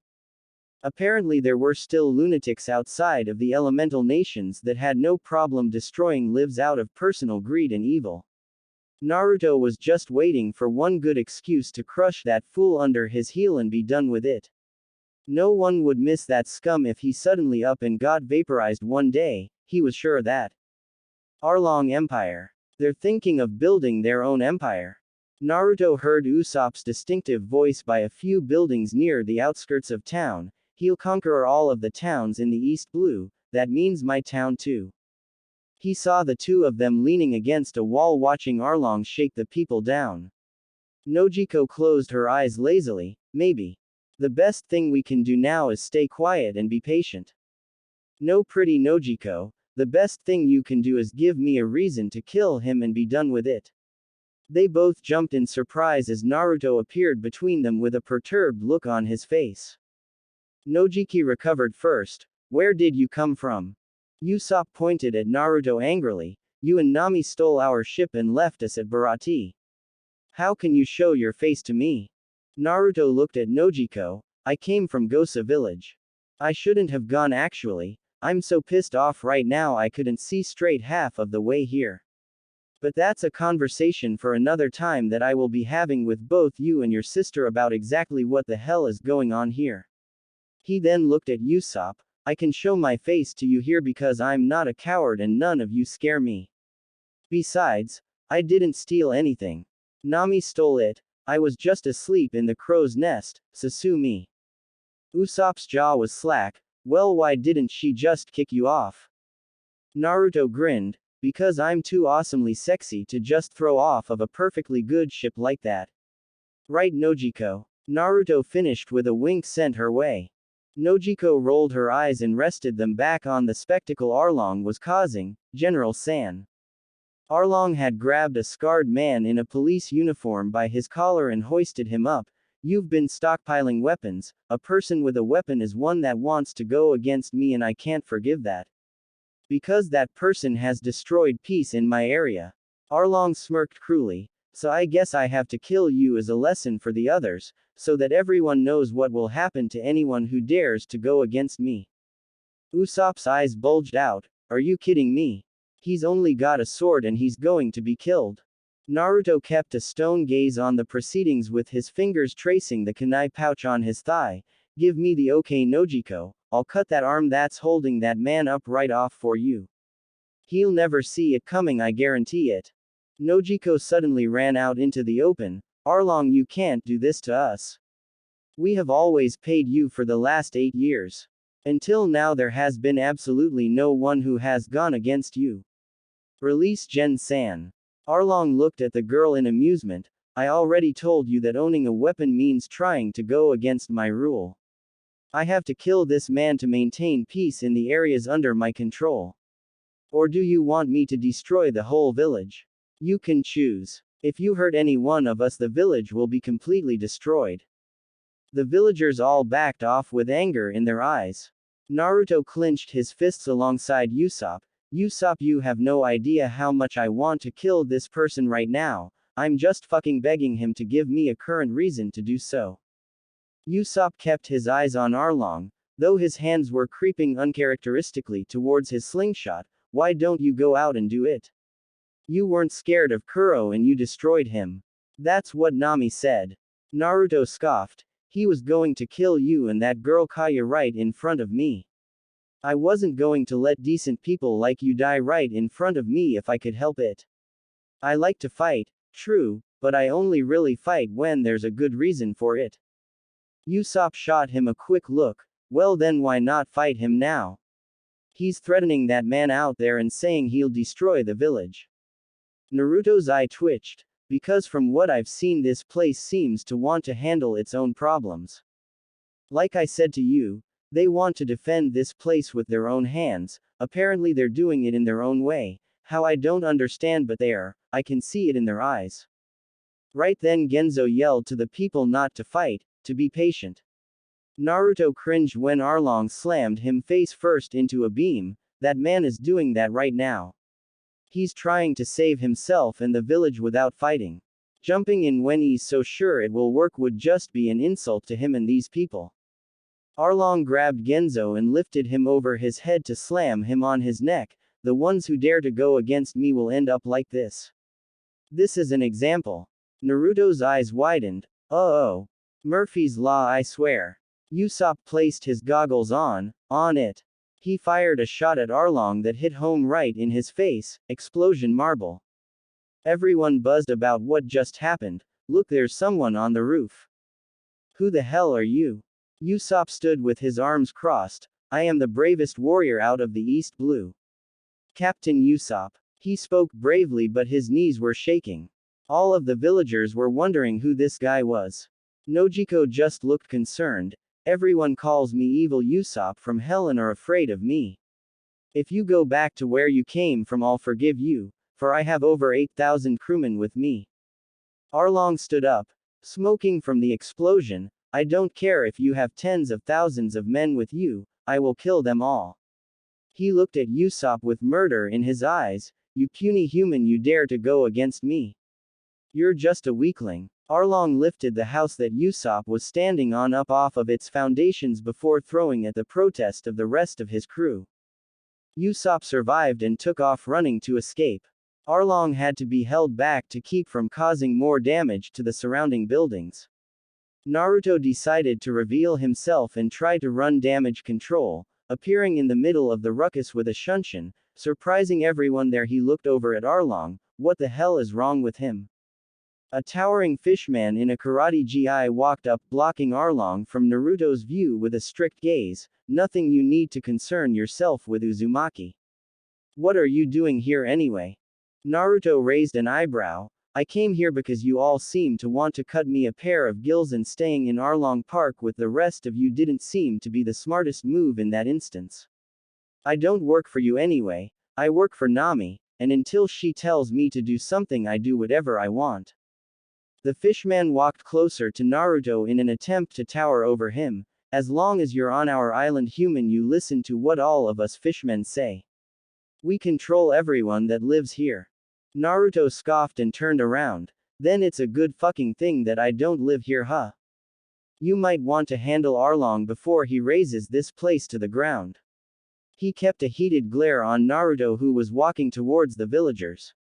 Naruto felt his eyes on him. Well, are you going to just stare at my back? I know I'm sexy and everything, but I wasn't aware you were into the interspecies thing, let alone with a dude. Naruto walked through the crowd of people to leave a fuming fishman to attend to his boss.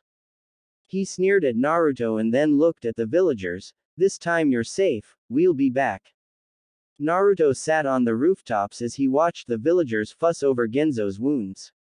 They were talking about some system, but Naruto couldn't hear what this system entailed. Long time no see, everyone. Everyone's attention turned to Nami entering the village. She frowned at the village and widened her eyes at the sight of Naruto waving at her from the rooftops before he jumped down and landed next to Genzo and Nojiko. Nojiko smiled at her sister. What's wrong? You don't usually walk through the village. Nami looked around. I heard the noise, so I came through. It's Arlong, right? Genzo just kept looking down, as if to ignore her. Nami just kept on walking up the hill. Nojiko looked over at Naruto and walked off after her. Nami sat down by a grave at the edge of a cliff and placed a bouquet of flowers on it. 7 million belly to go. Nojiko came up from behind her. Your name is still pretty bad. Nami chuckled humorlessly. I am a pirate, but Arlong is an understandable person. I collect and steal money for them. Soon I'll be able to fulfill my promise. She smiled back at Nojiko. If I can get 100 million belly, I'll be able to buy this village. Nami left soon thereafter to head back to Arlong Park. Nami told him that the fishman he attempted to provoke was Karubi, one of Arlong's elite pirates. After scolding him for being an idiot, she left to head to Arlong Park once more. Naruto sighed as he sat with Nojiko inside of her house. I don't understand. Why won't you all just let me kill Arlong and be done with all of this? I'm begging you, tell me something that will make me go off and kill him. I need an excuse, please give me one. Nojiko set her cheeks in her hands as she rested her elbows on the table. Is that why you intentionally provoked Karubi back there? Because you wanted a reason to fight them? Naruto rubbed the back of his head sheepishly. Yeah, I'm that transparent, huh? If he had tried to attack me, all bets would have been off. But still, I've told you I can do it. I told you I'm willing to do it if you would let me. I could torch Arlong Park to the ground after I beat the shit out of all of the fishmen. Why not let me do it? It would be so easy. Nojiko shook her head. No, it's not, Naruto. You just don't understand. It's our problem, not yours. Naruto gave her a dry look. It's been my problem ever since I landed here. As long as I'm here or stuck with Nami per the terms of my agreement, it's my problem. Now spill it. What exactly is going on here? What is this guy doing to you all? Nojiko looked at Naruto. Arlong has been taxing us all for 8 years. We are all forced to pay a tax regularly to Arlong and his crew. 100,000 belly per adult and 50,000 per child. Naruto almost fell out of his seat when he heard that. That's insane. Who the hell has that kind of money to spend regularly in this little place? Naruto clenched his fists. That's just unreasonable. This is almost like Nami no Kuni all over again. Doesn't anyone patrol this place? Nojiko sighed. The man that does is on Arlong's payroll. Naruto growled. Tell me again why I can't just smash him. Nojiko rolled her eyes. Because the marine that watches this place is on Arlong's payroll. Naruto stood up. Then why don't I just drop him too? With her hands on her hips, Nojiko stood up with an angry look at Naruto. Because he's a marine captain. Do you know what will happen to you if you hurt him? The entire force of the East Blue's military will come down on you. Naruto stood up face to face with her and looked down into her eyes, as if the only thing a rat like that does is hide behind his money and status. If he comes here, and I get a hold of him, I'll put him down. Maybe then somebody competent'll be stationed nearby so that some actual justice can be carried out.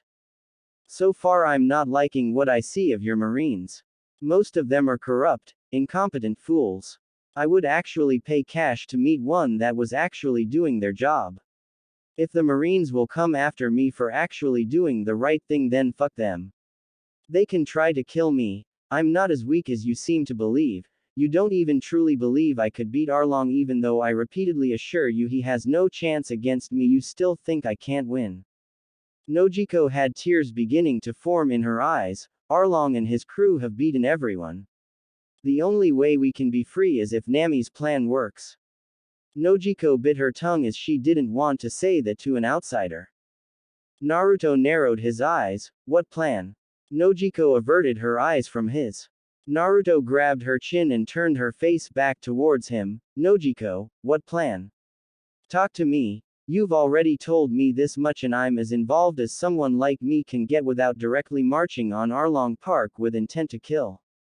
Nojiko broke down and told him everything. About how Arlong appeared and took over. About her and Nami's adopted mother Bellamere. About how he shot her in front of the girls for not having the money to pay the tax for them all. About how Nami was forced to join Arlong's crew and her plan to free the village. All of it. By the end she was in tears in Naruto's arms, who could do nothing for her but let her cry. As far as he could tell, it had been a long time since she had allowed herself to do so. Naruto sat with her in his lap, just letting her cry on him as he silently tried to comfort her. Eventually she stopped shaking in his grasp. Are you okay? Nojiko looked up at him with puffy eyes. Yes. I'm sorry. This is really embarrassing, breaking down like that. Naruto smiled at her and rubbed her back consolingly. It's no big deal to cry, Nojiko. Everyone has to once in a while, and you've been through a lot. It's alright. It didn't bother me at all. Although you got my sage coat totally soaked. He finished with something of a chuckle. Nojiko blushed as she saw the large wet spots on Naruto's red coat. Sorry, Naruto-kun. Nojiko blushed deeper as she realized what she just called the blonde foreigner. Could you put me down? Naruto grinned at her. Why, Nojiko-chan? He held her a little bit tighter. What? Is this making you uncomfortable? I thought you liked it. Nojiko hit him on the chest lightly. I don't know you nearly that well to be cuddling with you, new guy. Naruto put on a mischievous smirk. Well, you could get to know me. Suddenly there was an uproar from cliffside that gave Nojiko an excuse to hop out of his lap and run to the door. Oh, would you look at that? There's something going on outside. I guess I should go and check it out. Naruto laughed loudly as he saw how abruptly she bolted from the house. Naruto leisurely made his way to where Nojiko had run off to and found her along with the other villagers staring out at a ship just offshore. So what's going on here?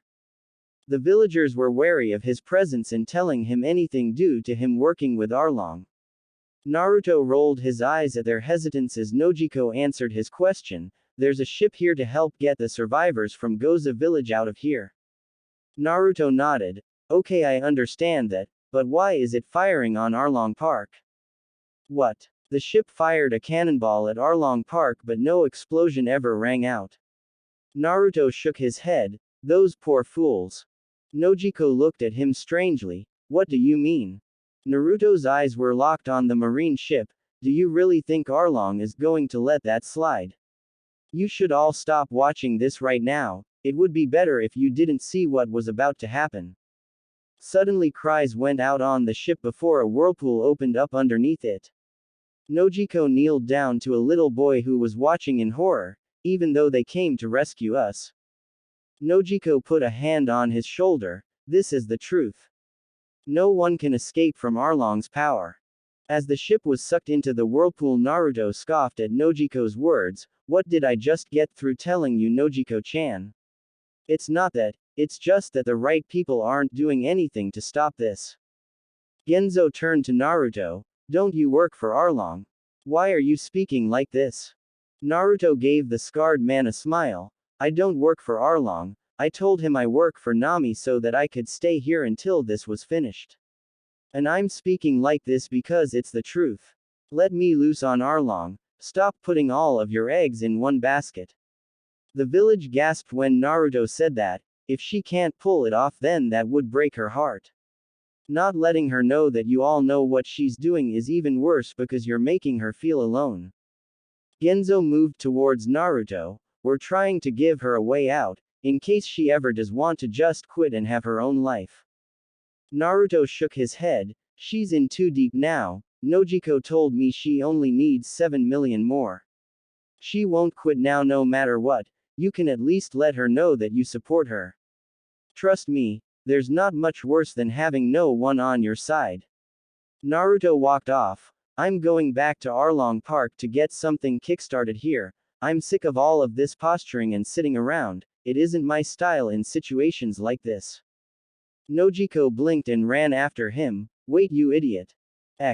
On the path back to Arlong Park, Naruto stopped and blinked at the sight of Usopp being mashed between Zoro's sheath and Sanji's foot. Hey guys, you made it here after all. Seriously, you guys were fast. Naruto, was the collective cry from the crew minus Sanji, who didn't know him that well at all. Naruto noticed the new member. Well, it looks like you got that cook you were looking for. Usopp stroked his chin. There must be a reason she joined those mermen. Naruto smirked. Yeah, there is, but it's not my place to tell. This place likes to keep their problems local. Naruto looked around. Where are those other 2 swordsman guys that were with you? Sanji pointed back the way they had come. Naruto sighed. Of course I just missed them. That's just my luck. Naruto kept walking down the path. Alright then, I'm going to Arlong Park. You guys can do what you want, but I will be looking for any reason to kick Arlong's ass, of which I hope will be coming soon. He'll fuck up and overstep his boundaries very soon. Later. Nojiko just watched Naruto walk off towards Arlong Park whistling a jaunty tune.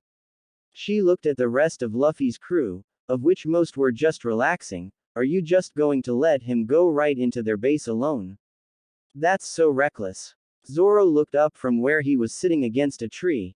Well, he says he's not a part of the crew, therefore Luffy doesn't have any say over him. I don't think Luffy would stop him if he was anyway. The guy knows what he's doing, I guess. Nojiko rubbed her temple. If I tell you Nami's story for why she joined Arlong's crew, will you leave?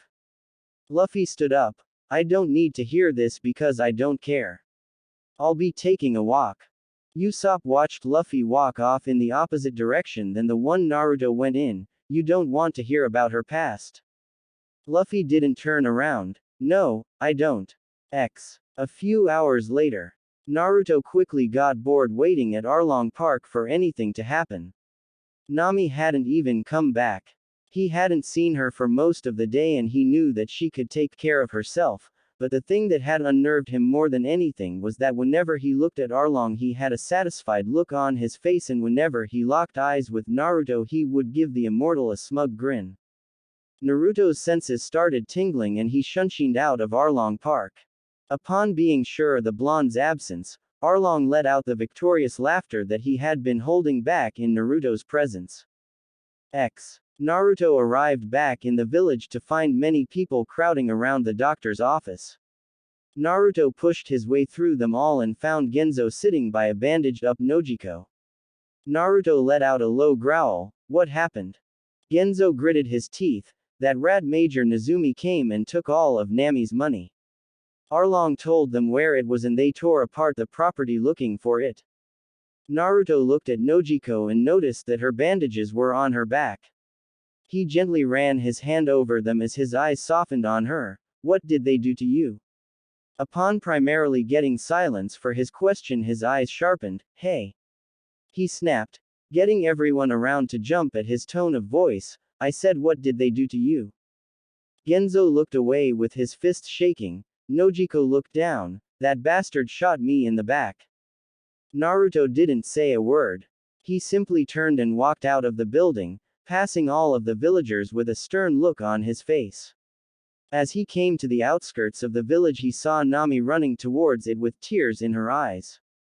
He caught her and held her in his arms for a moment before lowering his mouth by her ear. I said that all I needed was an excuse. Just one good excuse to raise Arlong's fortress to the ground, and he gave it to me. Nami's eyes widened. What? Like her sister not long before her, he could feel Nami involuntarily shaking against his chest. He broke your heart. He used you and tricked you. Naruto let her go and continued to walk along the path towards Arlong Park. For the last time, no one hurts my precious people. Nami stared at his back until he walked out of sight before continuing to run into the village as she heard the people begin to rally.